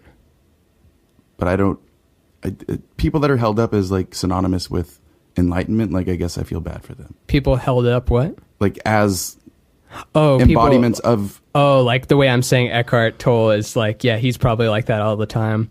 Yeah, I doubt he's probably better than most, but he probably slips a little bit sometimes. But who knows? Like that's a character I won't know the inside of his head or know every single moment of his day. He might as well just be a cartoon at this point. Do you think of that? Like every person in your life, such as him, every cartoon character, every rock star, every historical fiction thing, every character, myself included, to you, it's all part of that theater. Like you've just witnessed all those characters. It's you that's doing it. Like you're not holding any of those truly. It's like you've built that whole cast of characters. Like we can't help but put people in a box because otherwise how would we define them? I don't know if I agree or if there's I don't even know if it's something I could disagree with or if you're just describing I'm just like describing. A reality of I'm asking brain. I'm asking have you ever thought that like, oh, these people that I'm putting here and they have this value and they're this, like I don't know anyone or anything in its entirety. I don't understand an atom in its entirety. I don't understand my mom in her entirety. I don't understand myself in its entirety, but we do when we're painting that picture in our head, but we don't know. It could be anything. I think it's like declaring a variable when you're coding or something. You're like, all right, Ramin equals whatever this is. It can change, but like I need some value right now. Yeah, because placeholder. I'm a human, or else I'm not. Right? It's like I think it's probably just based on making really quick decisions that helped us survive when we were like reptiles. Even we're just like, I can't be like, well, I'm really open-minded about that. Like, yeah. That's open-mindedness is like a virtue, but maybe not to a snake. Yeah. Right? Like you want to know what things are, and it's better to be a bigoted snake than a dead snake, I guess. You want the ability to open your mind. You don't want it to be completely open at all times, because then what use is it if it's just stuff going in and then going out the other side of it? Yeah, and it's hard because we want to find patterns in everything. Like I love finding patterns, but then do you get into the phi ratio at all? Are you interested in what's that? Just the way that it appears all over nature and everything kind of is let's see, to go super, it's that spiral, that vortex that it's. See, but you're smarter than me at this kind of stuff. Am I? I don't know. Your pattern, like, I remember you brought up Terrence McKenna years ago in Austin, and I was just like, oh, what? It just sounded like smart. Did you ever go down that rabbit hole, or I did. never? I love him. He's so good. I wanted, if I taught writing to high school students and content was not an issue, I would just let them listen to his speeches because he's the most dynamic, articulate user of the English language I've ever encountered. I think so. I'm giving him the trophy unless someone else shows me someone else. And there's plenty of people that are great, but he's one. He's number his one. His rhetoric is amazing. Like there's so many lessons you can learn from his rhetoric because he's introducing these outlandish ideas, and he does so with humor, and he does so with like great amount of self-knowledge. Yeah. That he knows how he sounds. He's a skeptic too. Like, right. And he would always say that I don't sit at the same table as the people who are channelers or have good news from, the Pleiades and Atlantis and aliens people. I don't want anything to do with those people and their business cards and the fact that they have all the answers. Like I didn't want to be like someone on the fringes and was into strange. He's like, he found his way into that. And also he talks about being that kind of hard-nosed atheist, no one gets anything past me place is just another stage on the road. Like you start off really naive. You might believe in, pieces of some religion and your own version of it. And then, your heart gets broken or something happens. And then, it's like, there's no God, there's no point, there's no structure to it. And then after you stay in that place long enough, it's, well, there's clearly some structure, there's something going on, and whether you can draw any conclusion about that is debatable. Yeah, but there's something going on. I listened to The Moment with Brian Koppelman. He's a screenwriter, and he has a podcast where he interviews other people, and he'll always say like, "Oh yeah, I'm an atheist," and I'm like, no, you're not, man. And more to the point, I don't know what that means. What does that mean? Yeah. What does it mean to stop at being an atheist? It's so absurd. And I'm not saying this as a religious person. I'm just saying, like, the myths and the Bible and the Quran and all these books, it's like, whatever the truth is, it's weirder than that, probably. And so, you don't believe in a guy in the sky that's in, like, I don't. Yeah, people don't like the idea of the guy in the sky, but if it's fractal, if the universe is fractal, and that's how it can be, is because it goes infinitely out and it goes infinitely in, and the biological the biological resolution, like, of a cell is exactly in between the quantum level and the Hubble level. So it's like we're literally the information boundary transfer point between that which is infinitely small and that which is infinitely big. We just kind of happen to find ourselves there. But that speaks more to our measuring. It's like we've measured infinitely out that way, infinitely in this way, and it's so funny. We're exactly in the middle. Maybe because that's where you started, asshole. You start measuring from the middle. Like, we're in the middle. But we are. My point was that I remember feeling like I feel like people are either like Proust people or Joyce people. Joyce is this like really brainy genius type, and everything is like a puzzle the way he writes. It's all so, and then Proust is just this like heart monster. It's just, he blasts. Of course he's smart, but like it's all about like sensation and emotion and all this. Yeah. And I felt like that was the divide between like a Ram Dass and a Terence McKenna. And I remember being somewhat like dismissive when you brought up Terence McKenna. When who did? A few years ago, when you brought him up a few years ago. Oh, yeah. But then I got into him, I'm just like, he's so good. And I've never even taken psychedelics. Like, imagine listening to a bunch of Terence McKenna and never having taken psychedelics. It's like, I did. I'd listened to tons of it before psychedelics, or actually, you know what? McKenna with me is a strange thing because I don't remember where I first heard of him or how I got there. I can't pinpoint the day. Like, I'm sure Google could, or the NSA probably could. Like, no, you listen to that first video right here in 2005 on this IP, and they could probably pull up that data. But me, the person, I don't remember where I first heard of him or started listening to him. But it's funny that we do that. I do that too when someone says, "Oh, you got to listen to blank." Like, "Oh, I'm sure blank is great." Like, I know who the great people are, but isn't that weird? Yeah. Yeah, there's a great Proust thing where he's talking about like beauty, and that when we imagine what beauty is, it's actually like this synthetic thing that we've summed up by the average of all the beautiful things we've ever seen. So we imagine that, oh yeah, when we hear about a beautiful woman, we imagine that we know what it is. But the nature of beauty is actually that you can't foresee it. It's like, oh, that it surprises you. Yeah. And he even says, like, it's the same way that if you hear about this great new author, well, you just say, like, well, I know what that's about, because you just sum up. Even if you say, oh, it's a real experimental thing, you're like, okay, well, I just imagined experimental novels I know about, and then I feel like I know what it is. Yeah. But what makes it experimental or worthy of attention is the fact that you could not have foreseen it or imagined it. Yeah, it wasn't in your cupboard already. But that's so weird how we do that. That, like, I know about all this stuff.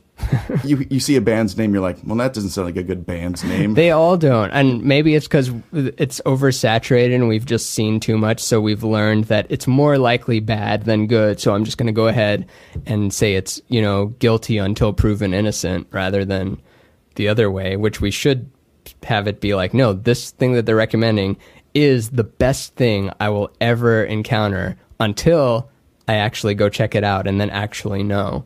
Right. That would be a much more helpful attitude. But we're at a moment where everything is at our disposal. Yeah. So our relationship to what we know about, don't know about, that's in our, like, things that we play or read versus not, it seems bizarre because there's nothing to constrain it. In high school, we'd hear about a new band, and then we'd go down to the like punk record store, that sold like weird records from indie labels, and then they wouldn't have that, so they'd have to like mail order it. Yeah. They'd have to order it special based on us reading about it in a zine, and then you'd go get it, and you'd be like, this fucking sucks. So much plastic being distributed all around the world and put into little devices, all to have it just not be at all. And not be good. Yeah. We tend to romanticize those different,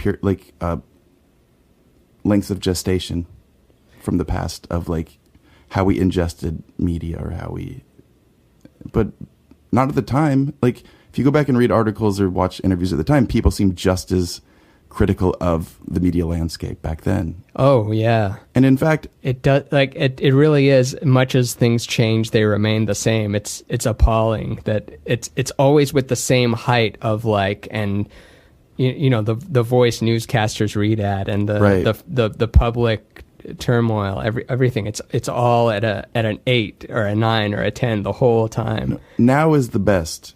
Like, it's so good technologically. If you harness it for power, it has the power to tear you apart. But if you harness it, like, people record whole albums on iPhones. Yeah. People make movies on iPhones. Like, you could go into the bathroom right now, and the way that you interact with this rectangle, if you did it right, you could have $1 million in your bank account within 45 minutes. Yeah. Or you could lose $1 million. You could have $1 million and you could lose it. It could all play out based on how you interact with that little rectangle, what you do to it, how you make little signals leave it, and then communicate with the cell phone tower and satellites, and all those waves are in the room right now. Like, all the microwaves and radio waves of picking up radio and cell phone signals are all in this room right now. Like, someone's conversation is in this room. We're just not tuned into picking it up, but it's in the room. That's right weird. Now. All of it. And it's because there's so many bandwidths that it's basically unlimited, the amount of information you could have running in the air. And it's all frequency. And I always think about that word frequency. It's, how frequently does the thing happen? So it's the energy level going up, and then it's going down the same amount down that it went up, and then it's repeating. So it's like you're forming a coherent thing, but it's still motion along one dimension, like motion, but then concatenated together creates a solid thing. You're so much smarter than me. I don't think so, man. I think you've, and not a competition or anything. I don't think I'm feeling that way at all, but I think this has been a particularly interesting episode, and you've delivered a lot of insights that I hadn't thought of before, and that's why I wanted you to come here, and that's why I thought it'd be good, because we had a conversation like this, 3 years ago, 2 years ago? Sure. Yeah, in this same room, and we were going to have a podcast together called Vista del Vista, The View of the View. I still think that's such a good name. Oh yeah, it still is. For us, because it's everything we talk about is about what is making us perceive differently. Yeah. Whether it's technology, whether it's maybe we'll whatever. boot it up, man. You know what? If I was doing well, if my money was taken care of, and I wasn't much like you trying to find some base income, because I'm getting at the end of my rope here. Like, are you? Yeah, like I always I hold you up as like a paragon of like artistic and like business savvy, that you've combined these two things in a way where it's like he codes, he makes his own video games. Like you, to me, when I started learning to code, I was like, oh, I get it. It's like you're not stuck with the guy with the ideas.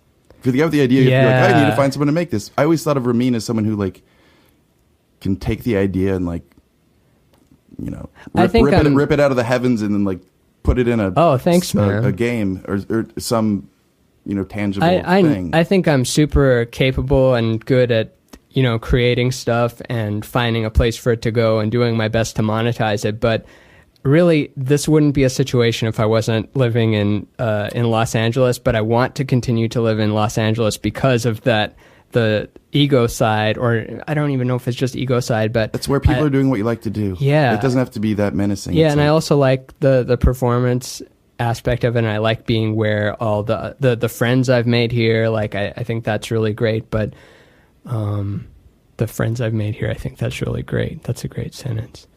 But the point I was trying to make with that is that there's no such thing as what's it called? Not mailbox money, but passive income. There's no such thing as passive income. You have to monitor that passive income. You have to make sure that even if so like my site, my Rainbow Brainskull site, where I sell all my books and shirts and pins and all that kind of stuff. The shirts, I don't own the shirts. Those go through a drop shipping company. So I have this other printer that prints the shirts and sends them out, does all that. So when I get an order, I don't have to do anything.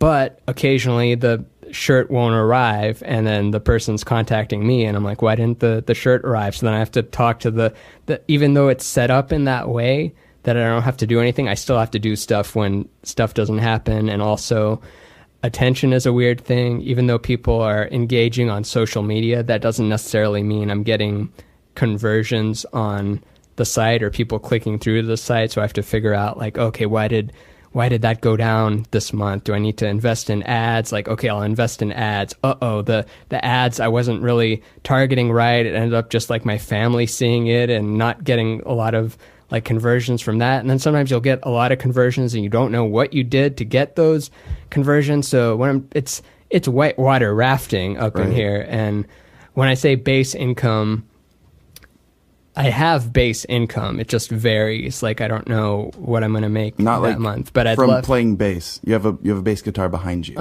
So you don't mean base income. You're not playing in bands. Playing bass. Kind of am. I'm the house band for Underbelly occasionally. But you don't want an income from. You mean BAS? Oh yeah, BAS. Yeah, sorry, I should have clarified that. I'm just being obtuse on purpose. I tried to make that into an instrument like oboe or something. It didn't work. You're trying to be obtuse. No, but when I had a job in Austin, and I would just show up there, and even if I didn't do that much work that week, as long as I was just showing up every day, you get that base income. And then when you're running your own show, you don't get to just get stuff automatically. You have to work for every little piece you have. I know. So, but I know all that can change all of a sudden. Like the way opportunity works, and especially in show business, it's like you have no opportunity at all, and then you get a little bit of opportunity and not enough to get by. But eventually you break to this point where you have more opportunity than you know what to do with. Like Pete Holmes, for example, who we were talking about before this, like, I'm sure there's not a day where it's like no one wants to talk to him or want him for a project. There's something that he's probably like, no, I don't have time for that today. Like, so he's probably saying no to a lot of stuff and saying yes to a few things. Whereas people like you and I are like, oh man, there's no opportunities today. I got to go get some opportunities, because I'm not at that broken out level yet, and not in a boo-hoo me way. It's just the reality of it. I haven't broken. So what's the plan? I mean, what's the keep the going vision? till I break. But like, I look at you and I see keep going till I break or till I break. I relate to you because, if I would have kept doing stand-up from even the first year I was in Austin, I don't know where I'd be now. But, like, I get so compelled by new ideas that it's like, I'm going to stop and make, like, a greeting card business. Right? Yeah. Like, and I did that. But then it wreaks havoc with you because it's a real thing that exists and you need to tend to it. Yep. And, like... And then, I had novels I was writing, and I'm so intoxicated by ideas or newness. And then the newness, I've always wondered, it's this thing, like, I call it the panoramic delusion, because panoramas don't exist, right? In what way? Well, they'd only exist if we had, like, eyes all the way around our head. Like, you never actually experience a panorama. Oh, yeah. And even if we did, that's only accounting for 3 dimensions. Right. So a panorama's, it's this feeling I have that, like, oh, I could do whatever I want, but I can't because I'll have to do one thing and then I'll be doing that thing. But it's this the feeling of the newness. It's that feeling of, it's this new thing. And I always struggle with that because I have so many new things I want to do. And I just wonder for you because I'm looking at your, after you die. Yeah, so I've got, see those little boxes over there in the corner? I keep ideas and Post-it notes on there, and then the stuff that's urgent, and I'm still working on this. I still, I'm getting better about it, but I'll miss a payment of something, and then that'll have fees accrued to it. I'll overdraft from my checking account, but I'll have money in this business account, but I'll still have to pay the $75 for overdraft. I'll let my life fall apart when it didn't have to, and not actually fall apart because obviously I'm still here, but fall apart in the way that like, I'm paying for stuff that I didn't have to pay for, but because I slipped a little, I have to pay for it. And then ideas, I'll start on one idea and finish. I have a whole video game that's like 95% done, and I can't bring myself to finish it because I have too many other things that I have to do. And I realized that finishing that game, I'd have to make all the image things. Submitting it to the store is a pain in the ass, both Google Play and Apple, especially Apple. And then I know that once I get it out there, then I have that fear of like, what if the week I'm releasing this falls on a week of some, what if there's something huge in the news and it's not about download my video game this week. It's about, that. It's about... I guess what I'm curious about is when you break, like if someone just does stand-up and they're just insane about stand-up, like I know what their breaking is going to look like. Like they'll get you mean the breaking Tonight Show. out? Yeah. But you are so diverse as an artist, right? You make video games, you make comic books, you make psychedelic funny art, you make all this stuff. So like, what's the goal? Does that get cloudy, or do you know? I think ultimately we're just trying to be an us, or not us, but you're trying to be Cameron, I'm trying to be Ramin. I'm trying to be the most me I can be and get that stuff from that deep place within us that when you described it as bringing it down from the heavens or whatever you want to call it, like synthesizing those into reality so it can be shared with other nodes of consciousness. Like that's what we're trying to do. We're trying to communicate that, and whether you're doing it through your music or through your stand-up or through your books or films or something, it's all, the end goal is the same. So I see it like that. I'm trying to imagine like what it would look like. From a practical point of view, like what's the Ramin Empire look like? The way I want it to? Yeah. Self-sufficient, based on... Are you doing stand-up a bunch? Do you have stand-up specials on HBO, Netflix? Do you No. have your own website with comics? Do you have like an animated TV show? Do you have a video game studio? In 10 years, we're in a virtual world.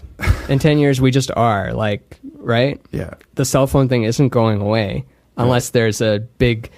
Unless society collapses and we're back to the Stone Age. It's either Stone Age or virtual world within 10 years. No. You don't think so? No. What do you think it is? Somewhere in between?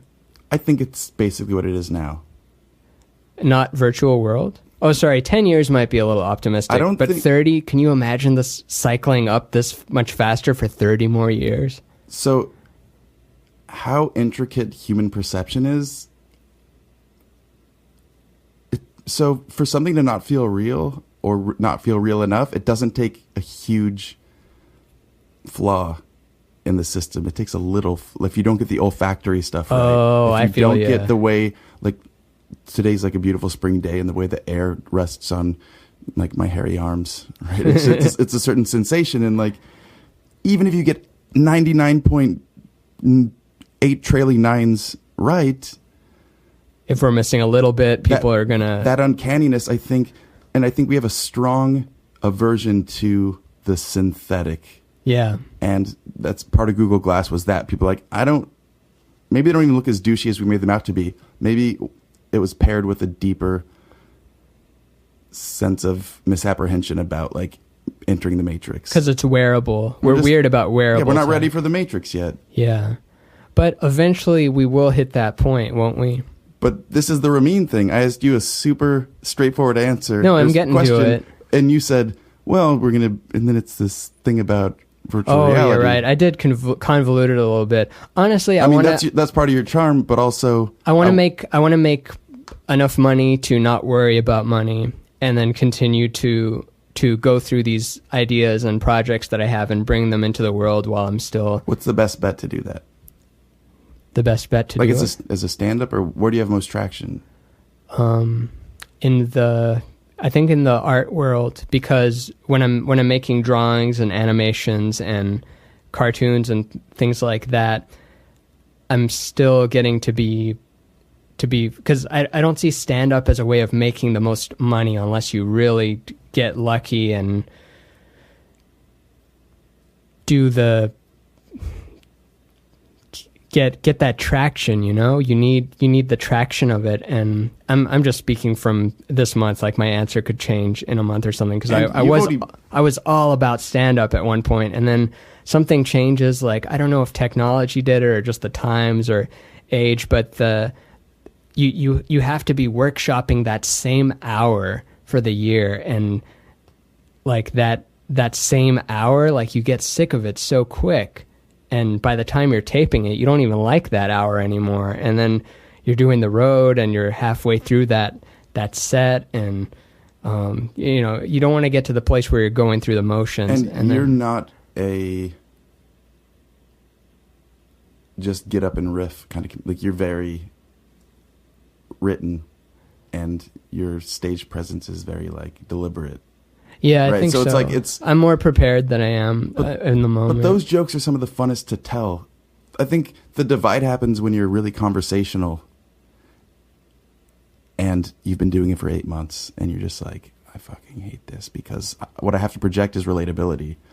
But when you're telling like a really silly joke, like now I could piss on the carpet a little bit, or what, like, oh yeah, that one. Whatever, just they're silly. There's a certain joy in even repeating. Oh those yeah, I'm not knocking them. Even though seconds ago I was knocking all of it, but that's just kind of in the moment. I'm trying to rationalize like one aspect of career versus another one, and why I'm doing more of one in that moment than the other one. When really it changes like the tides. Like some years are all about stand-up, some years are all about books, some years are all about gaming. Like that's where it is. And much like you, it's like there's no panorama. Like you can't keep it all in. I can't keep the vision straight in one part. Like I can't help but switch over to another thing. And I was watching that Gary Shandling documentary, and he did that too. Like he was in engineering school, and then one day walked out of the engineering lab and he couldn't walk back in. He just sat on the floor and was like, I can't go back in there. And then he left engineering school, and then he went and became a comedy writer. And it sounds like so easy, but I guess in the 70s, just kind of you got lucky that way. He's good, of course, but also got super lucky, got to write an episode of, like, literally met someone at a party and said, oh, I write for Sanford and Son. Why don't you send us a spec script? And he sent a spec script, and they're like, this is the best spec script of Sanford and Son we've ever seen. And then he got to write episodes of it. And then he said, like, how do you get past writing the third one? Like, why would you want to write more than 3 of these of the same show? It's like I figured out the trick. And then eventually even though he was making money and was a successful TV writer, he loved George Carlin and Pryor and Bob Hope and whoever else, and just he wanted to do that, and he never thought he could do it. He was this like nerdy, really timid guy with thick glasses and he didn't see himself as a performer. Even Mitzi Shore didn't think he was a performer, but eventually he became stand-up to The Tonight Show, and then that became his thing. And then he's like, no, I want to host The Tonight Show. Eventually he gets to host The Tonight Show, and then found himself walking away from that. Like Leno stuck with the Tonight Show hosting. He walked away from it. Same with, he had a show, it was called Gary Shandling's Show, and it was the most bizarre sitcom that made fun of other sitcoms and broke the fourth wall and got wild with that, and then eventually hit a wall with that. And his life can be seen now from the outside as this man searching for, that flow, and then hitting a wall eventually, and then finding it again, and hitting the wall and finding it again. And I'm not at that level of success, but I've seen that in myself, like being all about stand-up, getting the TV credit and getting the headlining spot and feeling good about the hour, and then just it just shifts so gradually that you don't even notice that one day I'm just like, oh, I'm more of a illustrator animator guy than I am a stand-up. I still do it, but people identify me more as that. And then even this podcast now I'm in the podcast world. Before, no one asked me to do their podcast. Now I have people asking me to do their podcast because I'm in that world, because I do it. Is there some age for you where you're like, we think in terms of like, oh fuck, I'm 30, or oh fuck, I'm this, I should have done this. Oh, is there an age where I'm done? Like, is there not by you're done, but like,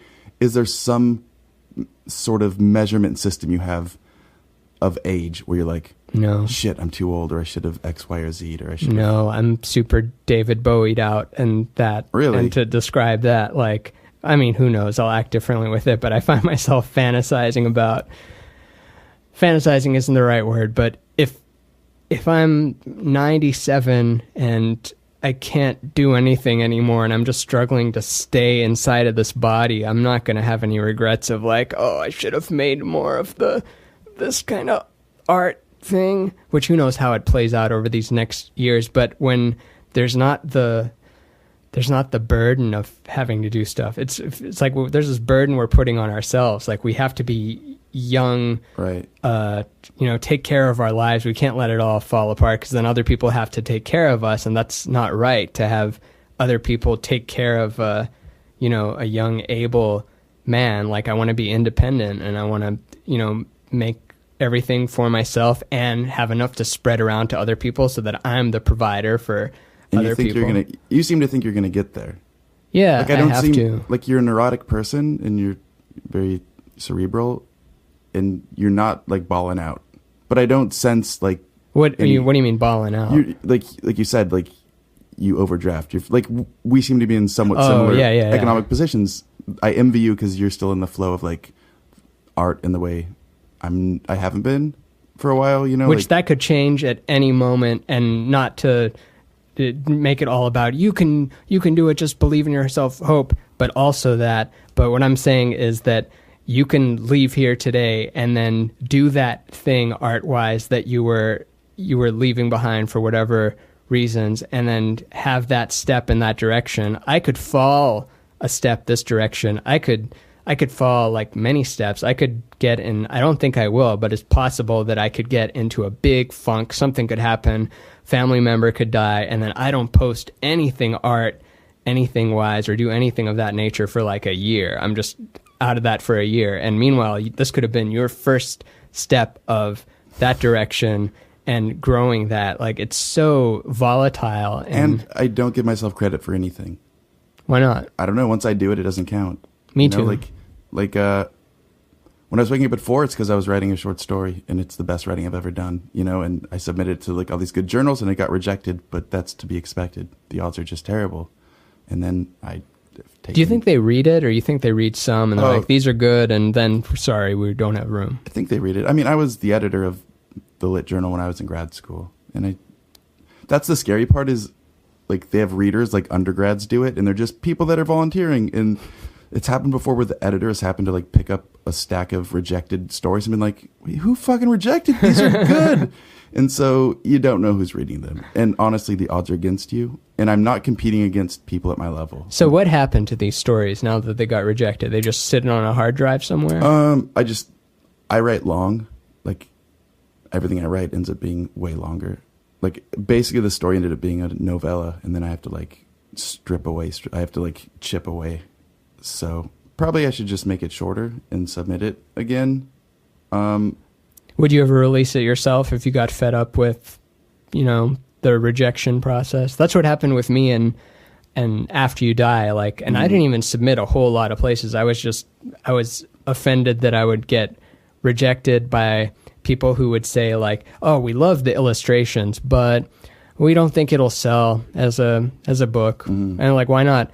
We haven't sold anything like that before, and don't think, and it's been my best selling of anything I've ever made. Nothing has matched that yet. That's still the thing I sell most of, and I know it's because it's most relatable, and it's also been around the longest, and I would still love for it to be picked up by a publisher and not have to be the publisher myself. The publishing, I have no like, you know how it is with the greeting card company. Running a business sucks. They're cool greeting cards. I kind of feel like when you say you have a greeting card business, the first thing you imagine is some like watercolor on. It's like big floppy, you know. Yeah, I'll see if I can post some, if that's all right. Post some images of it in the description of this, because I built my own website. Yeah, marginalsentiments.com. Yeah, and it's basically these greeting cards that are drawn like a very like child-like illustration style, kind of crayon or marker. I forget which one it is exactly, but it'll just have sayings that you've heard before, followed by the inside. It's like a twist on it that you just wouldn't have thought of, it just hits you in the gut. It's just gut funny. Yeah, I'm proud of them. They're good. Every single one of them is good. And I would go into stock stores and people would be like, "Oh, you're that guy," and they'd be excited. And it's just like I tried to do everything myself and grow it. But I'm proud of it, and I have to say that because I honestly act like a greeting card business sprung up from the ground. And I just happened to be next to it when it happened, right? Where it's like I built it from nothing into something that is, they're still in stores. You had your own little office for a while too. Yeah, and they're still in stores, in Austin, San Francisco. And you sold that company, right? I didn't sell it, but my friend was running it in Austin. Basically, just like he wasn't growing it much, but just stocking the stores in Austin that we had. But like, probably. I would like to do that, but then I'm nervous it's going to swallow my whole life, Well, if that's not what if you don't think that you're cut out to be, because looking at this now that I'm doing it, I need help on the distribution and business side. Like, I believe that you have to mitigate your weaknesses, and we all have weaknesses. We all have strengths. Like, I'm strong at making the content, right, and I'm a lousy businessman. Like, I don't charge, like, I know this sounds like, oh, I work too hard type of answer, but like I'll not charge enough when bidding for stuff and end up working on it longer than I want to. I'll give the wrong, like I have a friend who's in digital marketing and does really well at it. And I asked him to look at my site and he said, oh, it's a great site. One thing I would do though is like those shirts, like, why are you selling them for 15? And I was like, I don't know. I didn't think anyone would buy it for more than 15, but my margins on it are so low that it's like not even worth doing it. Here's my theory. And I've argued with the guy who runs my business because he was helping me for a while before. And I charge $5 for the cards, and we have Austin-based t-shirts and Texas shirts that we sell for like $25. And he's like, yeah, but $5 is expensive. It's like, people buy them because they love them. Yeah. They fall in love, and it's the same with your kind of art. We don't make things to compete with the other greeting cards. You don't make your books or your prints to compete.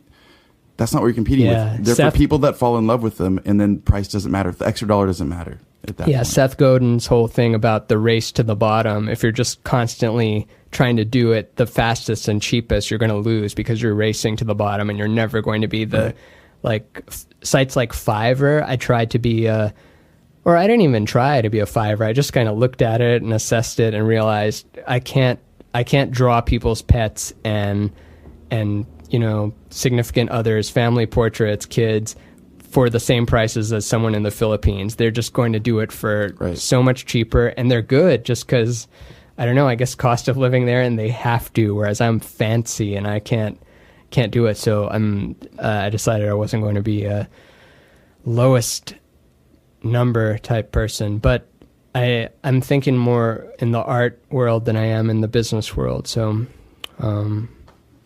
what's the point of that? Yeah, ideally I would love someone who would help me out with the business side of it more if I had some kind of... But it's that stasis, it's that you have a lack of momentum where you can't pay someone to do it. Yeah. That's the problem. You don't have enough income to pay someone to do it. Yeah, you have to hit that point. So then you have to do it by yourself until you can get to that point. So many of these stories end up with... a couple of case studies. One is this wallet company that, just Kickstarter wallet made of steel and that holds all your cards and really slick and comfortable and good. We've all seen a bunch of those before. There's this one that's based here, and they did a Kickstarter for a very small amount, maybe like 10,000 or something, and it just took off and got millions. So all of a sudden, these guys that are just all living in an apartment together have millions of dollars. So they have that capital to make a business, and now they're still around. They're still a giant wallet business. And the other, and I was trying to think of the other example I had in my head. Whatever, I'll use this example. But oftentimes, you need that big push that can help you get the other stuff, the breaking out. What other stuff?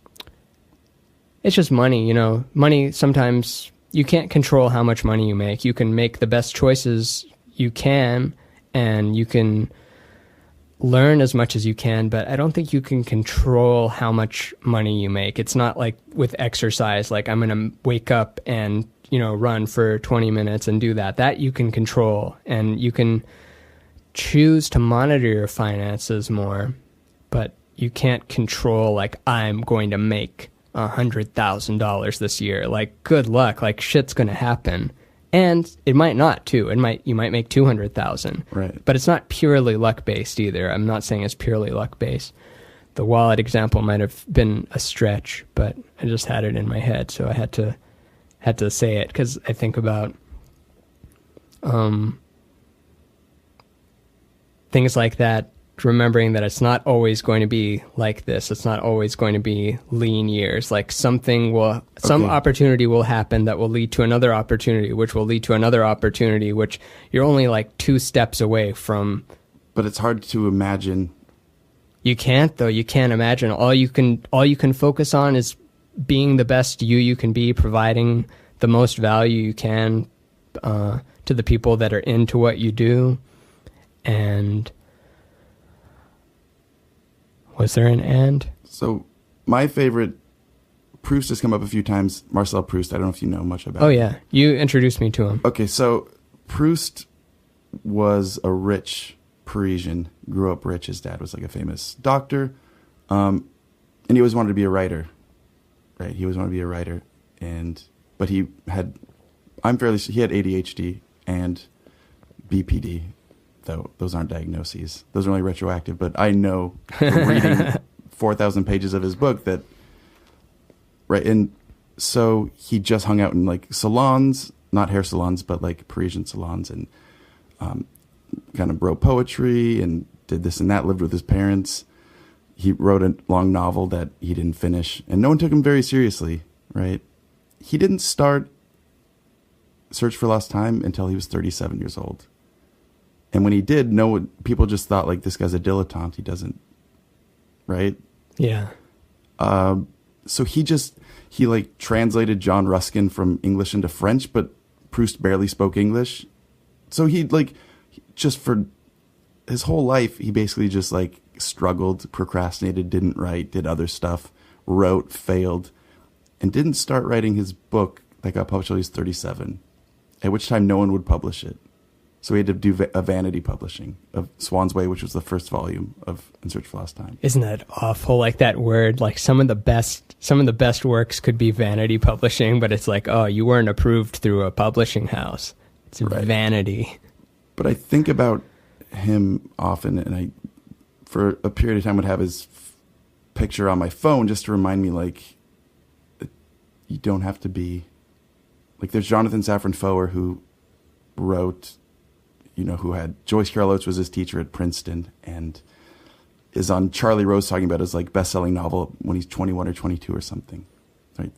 That's its own kind of tragedy to get that success so early.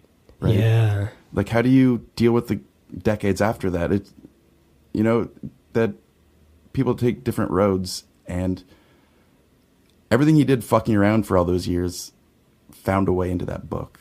And the book is about not writing. It's almost 7 or 8 whole books about not writing, and then directly or told through a tale. Well, it's we've talked about Pressfield, right, and the War of Art, and a little bit. Yeah, I'm not that familiar with it, but it's about like all this stuff. It's called a roman à clef, which is it's a novel pulled from life. So it's like you can recognize who people are even though they're called something else. Yeah. So it's fictionalized, but like you can kind of tell where in reality things were pulled from. But it's about, he wants to be a writer, he tries to write, he fucks around, and then at the end he has a moment where he's going to a party and he's on these uneven paving stones, and then the uneven paving stones remind him of being in Venice, and then that memory like brings back all these other memories, and then he just realizes, I need to go write my book. Like just there, that was what sprung it. Well, it's because he has this whole theory behind it that like the only thing worthy of writing about are those things that are like beyond time, and we experience it when we break out of our, life numbs us to life because through constant experience it dulls our senses. Yeah. So the first month I lived in Arizona, I was like, cactuses are crazy. Look at all these cactuses. 4 months later, there was no cactuses. Not in my brain there wasn't. They were just everywhere. I know they're cacti, but I think cactuses is funnier. Yeah, me too. So those moments when we smell the old perfume, when we smell the old hand soap that our grandma used, those moments, they access something that's like parallel to time. It's like, it's beyond our own story. Right? Yeah. Our own story is a paltry thing, but we have everything else stored in there, and these experiences of like a certain flavor or a certain sensation of uneven paving stones, they access that richer story, right? And we get excited, and it's this feeling of like optimism, and we don't know why. It's just something old. It's tapping into the infinite, isn't it? Right, it's something like that. If it's parallel to time, and time is what destroys everything, it's what breaks it apart, is because it's within time. That's what the whole Buddha rap is that suffering is when you cling to things that are in time, and right. Time will tear everything down. But if you're parallel to time, and two parallel lines never meet, so yeah, if you're there, you're outside of all of it, and thus can access any of it. And it might be that gives us the comfort. It's not only the old perfume or soap, not specifically that. It's just, it takes you to that place, and by taking you to that place, it gives you the feeling, and that feeling is of, everlasting, infinite, right? Because it doesn't make sense, because even it's often the memory is of a really hard, sad time in our lives, but we don't feel that emotion. We don't feel the sad emotion. We feel happy, or exalted in this weird way. And so he has this realization going to this party that like, oh, I want all my art to be made of that. Hell like, yeah. I want to make an art of things that are beyond time. And that's why it's called Search for Lost Time, is because through his art, he wants to, like, I don't know, vindicate, like something, all this lost time he wants to I feel that reclaim it. 100,000 million %. So then the end of the book is him going home to write the book you just read, but that was 8 books ago because it's an 8 book. And so he's a fuck up, right? And yeah. As long as people read novels, Proust will be on the Mount Rushmore of novelists.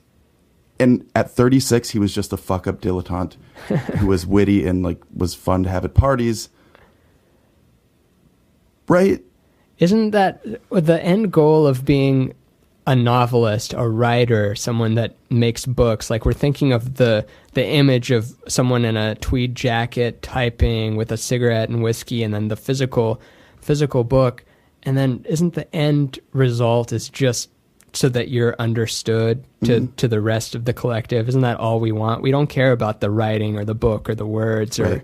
That's all we want. We want to be accepted, understood innately, not that like, here, and then you understand me. It's like, no, I get what you are, and you are individually completely you, and that's okay. Yeah, I even think in writing is that I don't want to write sentences. You want to write electrical impulses in someone's brain, right? Yeah. And so it's not about, so people will say like, oh, show don't tell, or what. It's like, no, I want the description that's going to like make people's brain zap with like, oh, I know that. Yeah. And sometimes that's truth. Yeah. Or Did I ever tell you the it's another McKenna line. It's if the truth can be told in a way in which it can be understood, it will be believed. That's what truth is. So if you communicate the idea and it's understood and it's truth, it is believed. And that's you're like, communicating that's what comedy is. It's like that the laughter is it's not conscious, or you can't control it necessarily. Yeah. And so it goes beyond that. And it's filter. so in the moment. Like, I would beat myself up about this, and I'm coming to terms with it, but just how I would often just think, like, stand-up doesn't stand the test of time. Music does. Like, music from the 60s, still as good as it was, maybe even better now that we've lived through this other stuff. But old Lenny Bruce tapes, old Bob Hope tapes, old Richard Pryor specials, old Eddie Murphy specials, do they do anything for you? They can't, because we have too much built upon it now. Too many people have built more humor upon that, and that built upon that, and that built upon that, and that built upon that. So it's cheesy now, because TV commercials are only like a year or two behind from what the hottest comedy is. Like in 2015, wasn't it like calling something, oh, is that a thing now? Like, that was just the pinnacle of comedy if you were to refer to things of like, oh, that's a thing. Yeah. And then commercials co-opt that, and so on and so on and so on. It's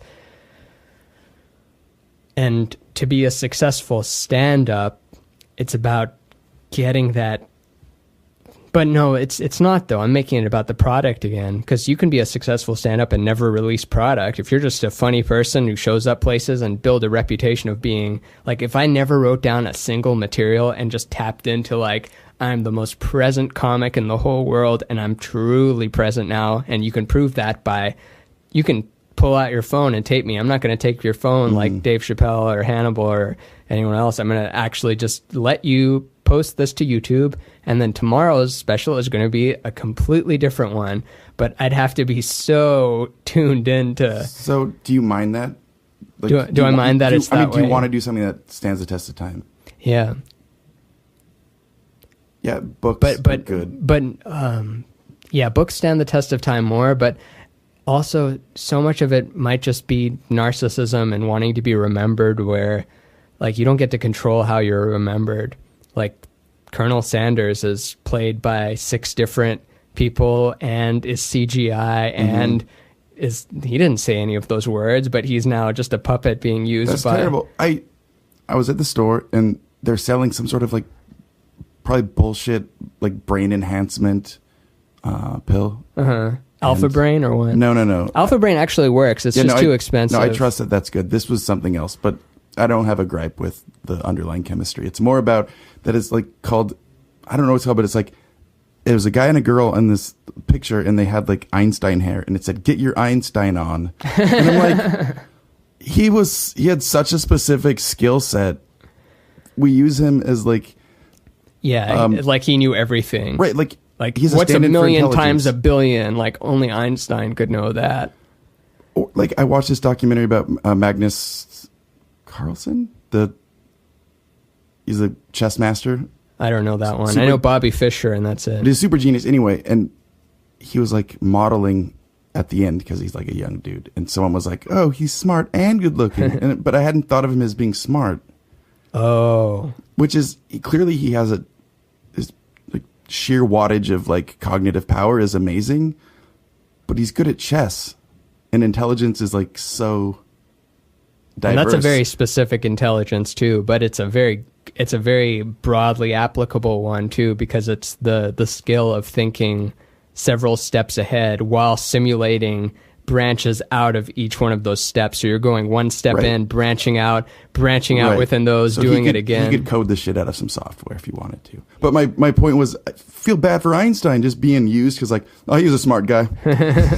Slap him on the what product. happened when he released his, theory of relativity and field equations? Nothing. It wasn't like he did it. He got the stuff. It's like nothing happened when he released it. It was very anticlimactic, and then eventually they came around to it, and then eventually he was cast aside again. I think after Copenhagen and quantum theory stuff, like, because Einstein geometrized space-time, and he believed that the answer to a unified field theory would be very simple and geometric in nature, and then the quantum world kind of shows up and becomes very, no explaining why particle can be two places at once. It's just the way it is. We don't know why it's that way. And it's a lot of complex tensor equations and made up fudge factors to make equations work. And not that he had the answer either, but he, I think, worked till his dying day, like literally to the last weeks up until he died. Like he was working on that solution, trying to figure out what unifies because why do we have different equations for the small stuff than the big stuff? Like we use quantum formulas for the very small, and then we use Einstein field equations for the very... You're asking the wrong guy. I substituted for a 4th grade class, and what I learned from that was that I'm doing math at best at a 3rd grade level. But on a broad perspective, does that make sense to you? Like, why is the big stuff and the small stuff acting so differently? I don't know. Why is it magic at that level, and then, or I guess it's magic at the other level too? But it's I think strange. back to your point, is he struggled all those years. Yeah, he failed at a very specific school. thing, and now he's just like your mascot for advertising the bullshit pills, and he's just like an adjective for people who want to say like smart in a different way. Yeah. And if you fail to become that widespread, you could, let's say you got on some shitty sitcom or some Netflix thing. Oh, Ramin Nazer. Yeah. Oh, like, I'd love to. That'd be wonderful. Most people know him, right? But here's what happens with that. Like, then you're going to get mixed up in my brain in the soup of other people that are like famous. And then I'm going to think, Ramin Nazer, is he the one that got caught with the prostitute? Like, no, that's Aziz. No, that's that other guy. You'd be like, okay, whatever. But like, you're going to get put in the fridge with the kimchi, and then you're going to smell like kimchi. It's true. Because I've had that. I'm like I know some older comedic actor got caught jacking off at a porn theater, and I'm not sure who it is, but there's about 4 people who I'm like, I think it was him maybe. Wait, you mean recently? No, like a few years ago. Even a few years ago, you don't need to be doing that. Like Pee-wee or Paul Rubens, Pee-wee Herman, that makes sense. Like pre-internet, like he had to go do that. But you're saying a famous person got arrested for... Yeah, but my point is... You think people would learn at this point? It's not a safe place to go to not be arrested. I'm like, wait, is that who it is? Is it him? I don't know. And if you got somewhat famous, then your notoriety opens you up to people being like, I think he's the guy that this. I do that too. I did that to, I made a remark one time about like George Clooney's wife and compared her to that character on The Good Place who's basically just doing good just so that, you know, people respect her and admire her. And then I was kind of like being like, oh, isn't that like kind of like George Clooney's wife? And then my girlfriend had to correct me and be like, no, she actually does like real humans' rights stuff and actually does help people. I'm like, oh, she's one of the people that does help people. I was thinking of someone that just does it for the attention. But yeah, we put people in those boxes so based on wanting what to get close. famous is a bad idea if you're doing it to like feel more safe or secure or liked. I'm definitely not going down that path of fame in terms of subjecting myself to people that don't want it. Like all of my growth so far has been very organic, I think, in which I'm just doing what I do and then it's word of mouth and people coming to me. And I've experimented with ads before. I didn't like it. I maybe just didn't figure it out. It felt gross. I got a lot of people writing about Jesus in it, especially with, you know, the stuff I do. If it's about life, death, consciousness and stuff, you're always going to want to save you. Yeah. You got a lot of people like, no, this isn't right. And they don't even read it. And it's all typoed out, but there's, you know, Christ is the only answer and here's the link and I have it. And you look at their profile picture and they're a bot or they're a mess or something. But I know that fame that I don't know how much you wanted to be famous as a kid, but that fame that we wanted as kids, that doesn't exist anymore. Being a famous person in the 90s doesn't exist anymore. Shows that got canceled for low ratings in the mid to late 90s would be the highest watched show on TV right now. Like, because the monoculture was just, you know, like there's a limited amount of things to watch. But I'd rather live now where I watch like Japanese, the Japanese version of The Real World. Oh, I haven't seen that one. No, it's called Terrace House, and they're just like, it's just bizarre. You're just watching this other culture. Like, I don't understand any of this. There's everything now, right? There's like a British show where people choose a partner based on the bottom, like they're naked, both of them. And I think it starts with a guy picking girls, and there's also girls picking guys. But you look at their feet, and then it's like, oh okay, do you like whose feet do you like best? And then it's like, okay, that one. And then all of the things rise, and then you see the rest of their body, and then sees the rest of them, and naked? Then naked. So you're like choosing from the bottom to the top, or maybe to the top to the bottom, and just I know that European stuff gets more like commercials. Do you ever watch European or if you're ever there, I just remember seeing the commercials being way more sexually charged than here. Like here's way more sexually, like you can't show this much, but there they'll show toplessness and blowjobs and stuff in just a beer commercial. Mm-hmm. Maybe not beer commercials specifically, but yeah, there's a lot of content, and it's only getting stranger. I watch like Norwegian shows and Japanese and it's hard to find people to talk about. It's like before we all watched Seinfeld, we talked about Seinfeld. Now it's like, I don't know, you can watch whatever you want, but no one else watches it.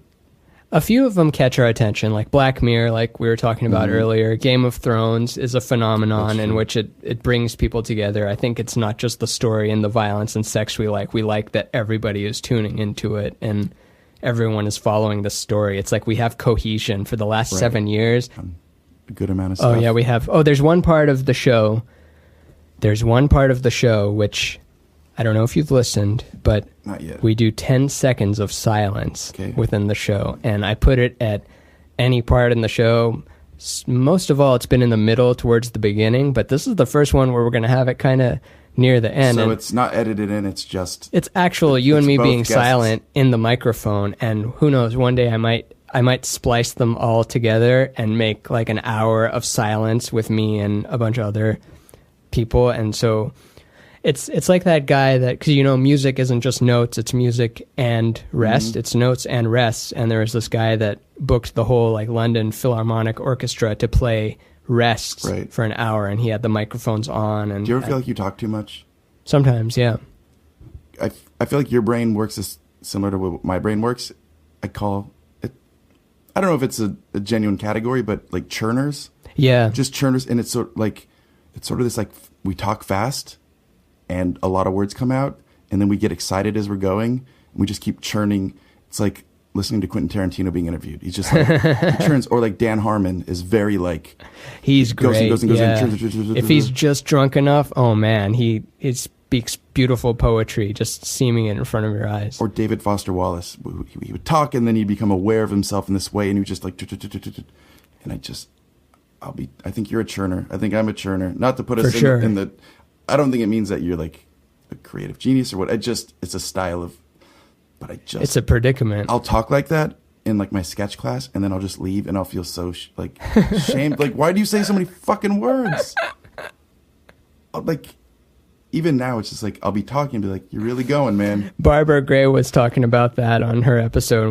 We were talking about how we're the youngest sibling, and it might be a youngest sibling thing sometimes where, I don't know, just how the dynamic works. Are you younger? Yeah, I'm the youngest. Okay. And Barbara was saying that even on her podcast, she'll just be talking just to talk, and then she'll realize all of a sudden, like, why am I talking? I'm just talking. I'm not even saying anything right now. It's just blah, blah, blah, blah. Oh, yeah, but let's do the 10 seconds before the world ends. Are you ready? All right. And go.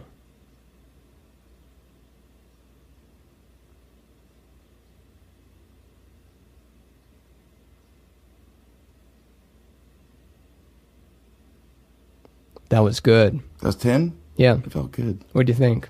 Or you already said it felt good, and then I already had that preloaded question. Like, what do you think?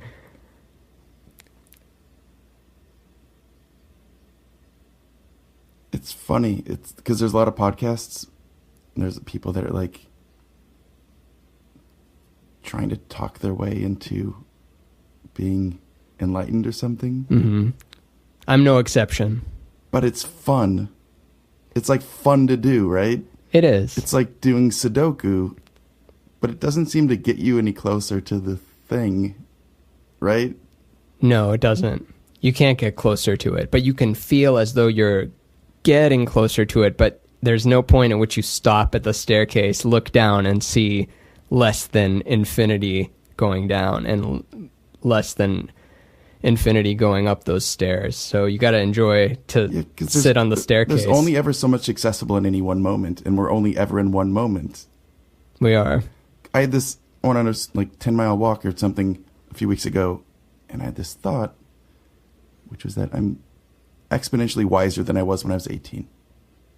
I told these 18-year-olds I was taught, it's cool having 17, 18-year-olds because then you just talk to them like a human, and just yeah, you guys don't know anything yet. Do you tell them that? Yeah, just these three guys I was talking to because they we're having a good conversation. And I said, I know you guys are all smart, but when I think about myself at 18, I didn't know fucking anything. I was smart, but I didn't know anything. I'm exponentially wiser now, and I still don't know what the fuck is going on at all. I don't know anything. I'm so confused. That's the ultimate knowledge, is accepting that you have nothing.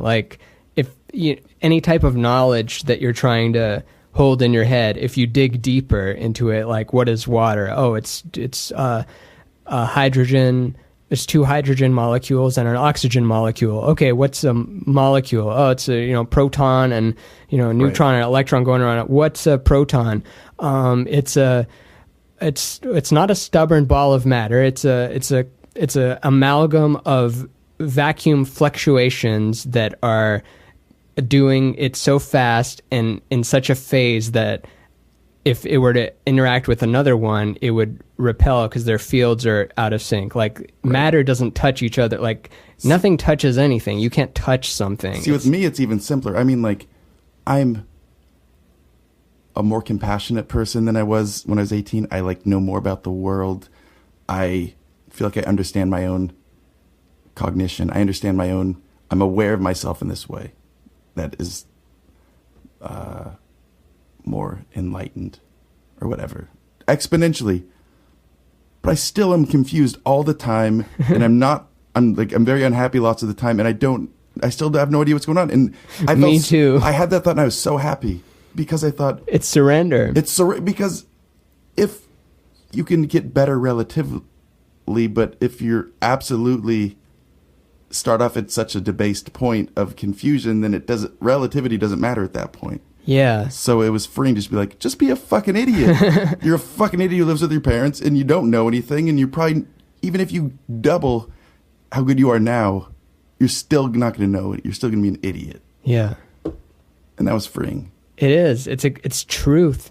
And the point I was trying to make earlier in describing, water molecules or something is the step I was going to take after that is I don't know. If I zoomed in faster to that thing, I can't describe any property or feeling even. I can't describe any feeling to its absolute knowingness, and feeling more enlightened than you were at 18 or I was at 18. It's literally just accepting that not knowing what's going on with you or with the world or where it's going or where it's going to be. It's fun to talk about and make predictions, but we don't know it.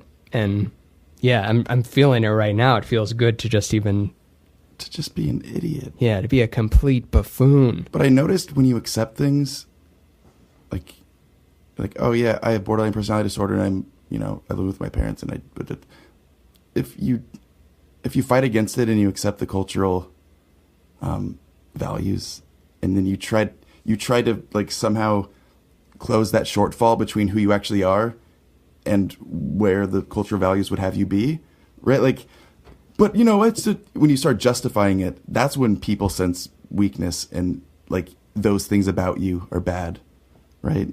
Yeah. But I've dated people since being home, being completely honest about why I'm home, why I came home, the therapy I did, but unabashedly, right? Yeah, and don't you find that that's more accepting, that you're not being judged when you're coming from it at a completely honest place? No, and I feel like it's my duty to be unabashed, because it's when people hide stuff about who they are and they don't get help and they don't want to talk about it, that it comes out in all these like pathological ways. And I think like Yeah, you can't stop it. being really straightforward about it. And there's a lot of people that are straightforward about their mental health stuff. And I appreciate it. I think it's cool. But it's like, if you judge yourself, then that's how people are going to access you. You know, if you're like, but I just accepting like I'm an idiot and I don't know anything. And I live with my parents and like, I don't know. But again, that ambition is still there. And I know you're ambitious too. So Yeah. And one day you might not. Be ambitious. No, live with your parents or be in any situation that you... No, I'm very close. Look, I've been working a ton, and then my coding, I have an internship, and I'm doing like real stuff. And so I'm very close to like making real money because I've just focused on being practical. Like where is there value in the, the market? And where can I provide it? It's in Salesforce because it's everywhere, and the average pay is like $130,000. Ooh, mama. That's not the top. That's the average for Salesforce developers. Oh, that's if you're like bad. Well, it's average. So, yeah, average is bad though. Think of the Carlin bit of think of the average person, right? Like, and how stupid the average person is. Right, exactly. So when you're looking at the average pay of that, it's like that's not a top person. That's like minor league guy on the bench. So this is the longest in my life I've like hunkered down and just said, I'm focusing on a pragmatic thing, and this is what I'm doing. And just being able to go online and say, I'm looking for a Salesforce job, a Salesforce administrator, Salesforce developer job. That I'm looking for a thing that I'm like, I passed my Salesforce administrator test. So now I have that certification. Cool. And I'm still new to it. But most of my life has been me looking at jobs like, I can kind of do that.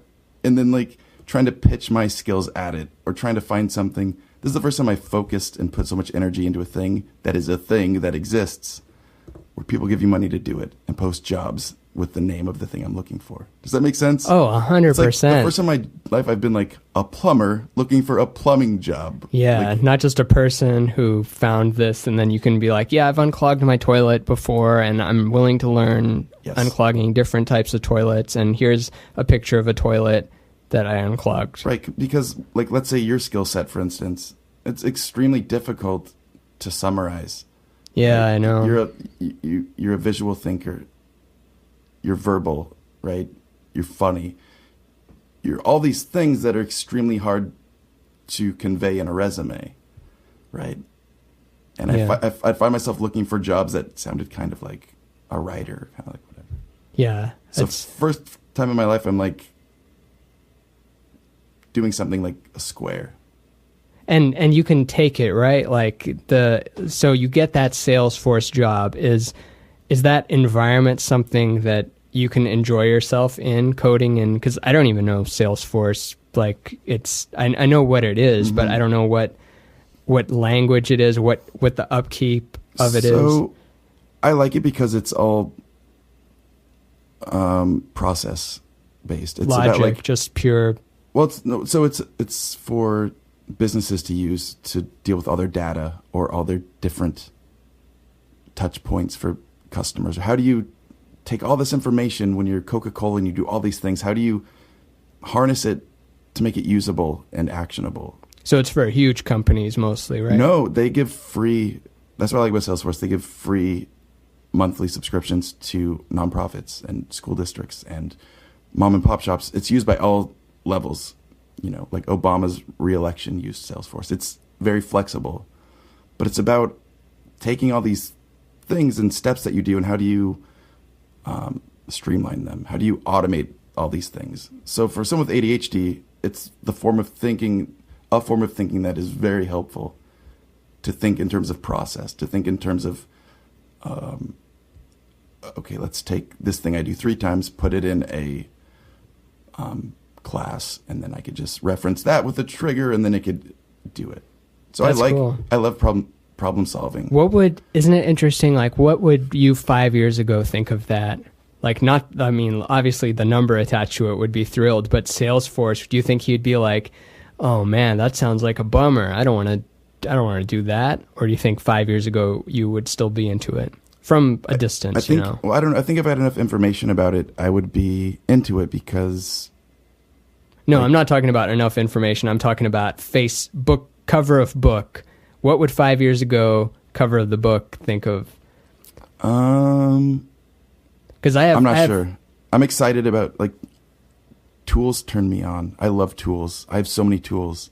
Like I said, I have 2 typewriters. I have a bunch of fountain pens. I have a sous vide machine. What's sous vide machine? It's just like a cooking implement. Gotcha. I have a alarm clock that makes tea.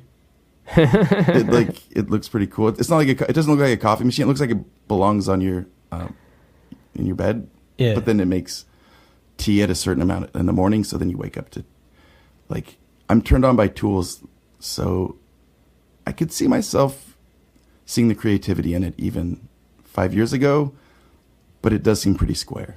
So, but creativity can be born anywhere. Like, it's not, unicorns and rainbows can be the least creative, most banal thing in the whole world, and Salesforce could be the most. Like, I remember at my job, I would get really satisfied coding like a little thing that would calculate a value based on these other variables and throw it through another thing and then draw a chart out for it. And it was literally like, as I was looking at myself, I'm like, I'm literally just a cartoon workman right now. I'm at a desk and there's a chart being rendered in front of me and there's a grid of numbers. That's the most office work thing you can do. And I didn't identify with that as like what I would show people as who I am, but I would get enjoyment out of it. I'd be like, I'm being a work person. I solved the little problem. And I just want to get money out of things. Oh yeah, that money being deposited into your account like every 2 weeks automatically. Hoo-wee. Oh man. I'm nervous that living on the margins is something that we seek out because it makes life easy. Like, it makes life hard, of course, but life being hard is easy in a certain way because, like, you just do what you need to do to survive. Wait, did you phrase that right? You said living on the margins makes it easy? Right, so it's hard, right? It's hard in that we don't have enough money and we get overdraw fees, and we can't buy new shoes, and so we have old shoes. But eventually that leads to not even paying rent, not buying food. Like that, if you keep going down that hole, then it could lead to your whole stability falling apart. Right. Well, I'm not saying it's something to be sought out. I'm saying I'm scared that I seek it out for its simplicity. That, like, you buy new shoes when the other shoes fucking fall apart, right? And that I know I'm going to get a job soon that pays more than I've ever made by 4 or 5 times. Like, I'm very close to that, and I just wonder if that freedom with our kinds of our make of brain is just trouble because now we have options, whereas a lack of options is kind of what we want. You're afraid of buying dumb shit? I don't know. I hope, because even though it's close and I've been working so hard for it, it seems remote. No, I think we acclimate. I think you will. I think if you get that big salary, I think you will find yourself buying not the dumbest shit, but in a good way. Like, you'll see something that you want and you will pay for it knowing that money will be replenished within 2 weeks. Oh, no, I know I'll buy dumb shit. What I'm saying is that I'm scared that I'm too attached to struggling. Oh, well, do you know what the light side of that is? You can always go back to struggling. You can always literally walk out of that office building. No. What I'm saying is I haven't gotten the job yet. Uh-huh. And you're afraid of self-sabotage? Yeah, and to me it seems remote, even though I've been working extremely hard to get it. And so it's close, but even saying it's close, I feel twinges of doubt. So, of course you will. Something to be aware of. Yeah, till it's in your hand, why wouldn't you? Yeah. Well, this has been wonderful. I guess we want to wrap it up. Is there anywhere you want people to look at? I don't even think. I do a little intro in the beginning, and I think people get a sense of you in 2 hours. 2 hours talking. I feel like I didn't get a. Oh no, that's fine. Because don't look me up anywhere. Don't look me up. Don't find me. That's the first one of this kind. See, this is a special episode. Don't find Cameron anywhere, and he doesn't want anything from you. Mm-mm. He just gave you all the value, and yeah. this has been cool. I feel like we talked about a lot of interesting stuff, and I think it's a good episode. You feel good about it? No, but why? I don't know. Just you don't feel good about anything. No, I feel good about lots of things, lots of the time. You don't feel good about this, though? No, this was cool. It was good to talk, but like... You're afraid of you said something you didn't sound smart or something. Yeah. Yeah.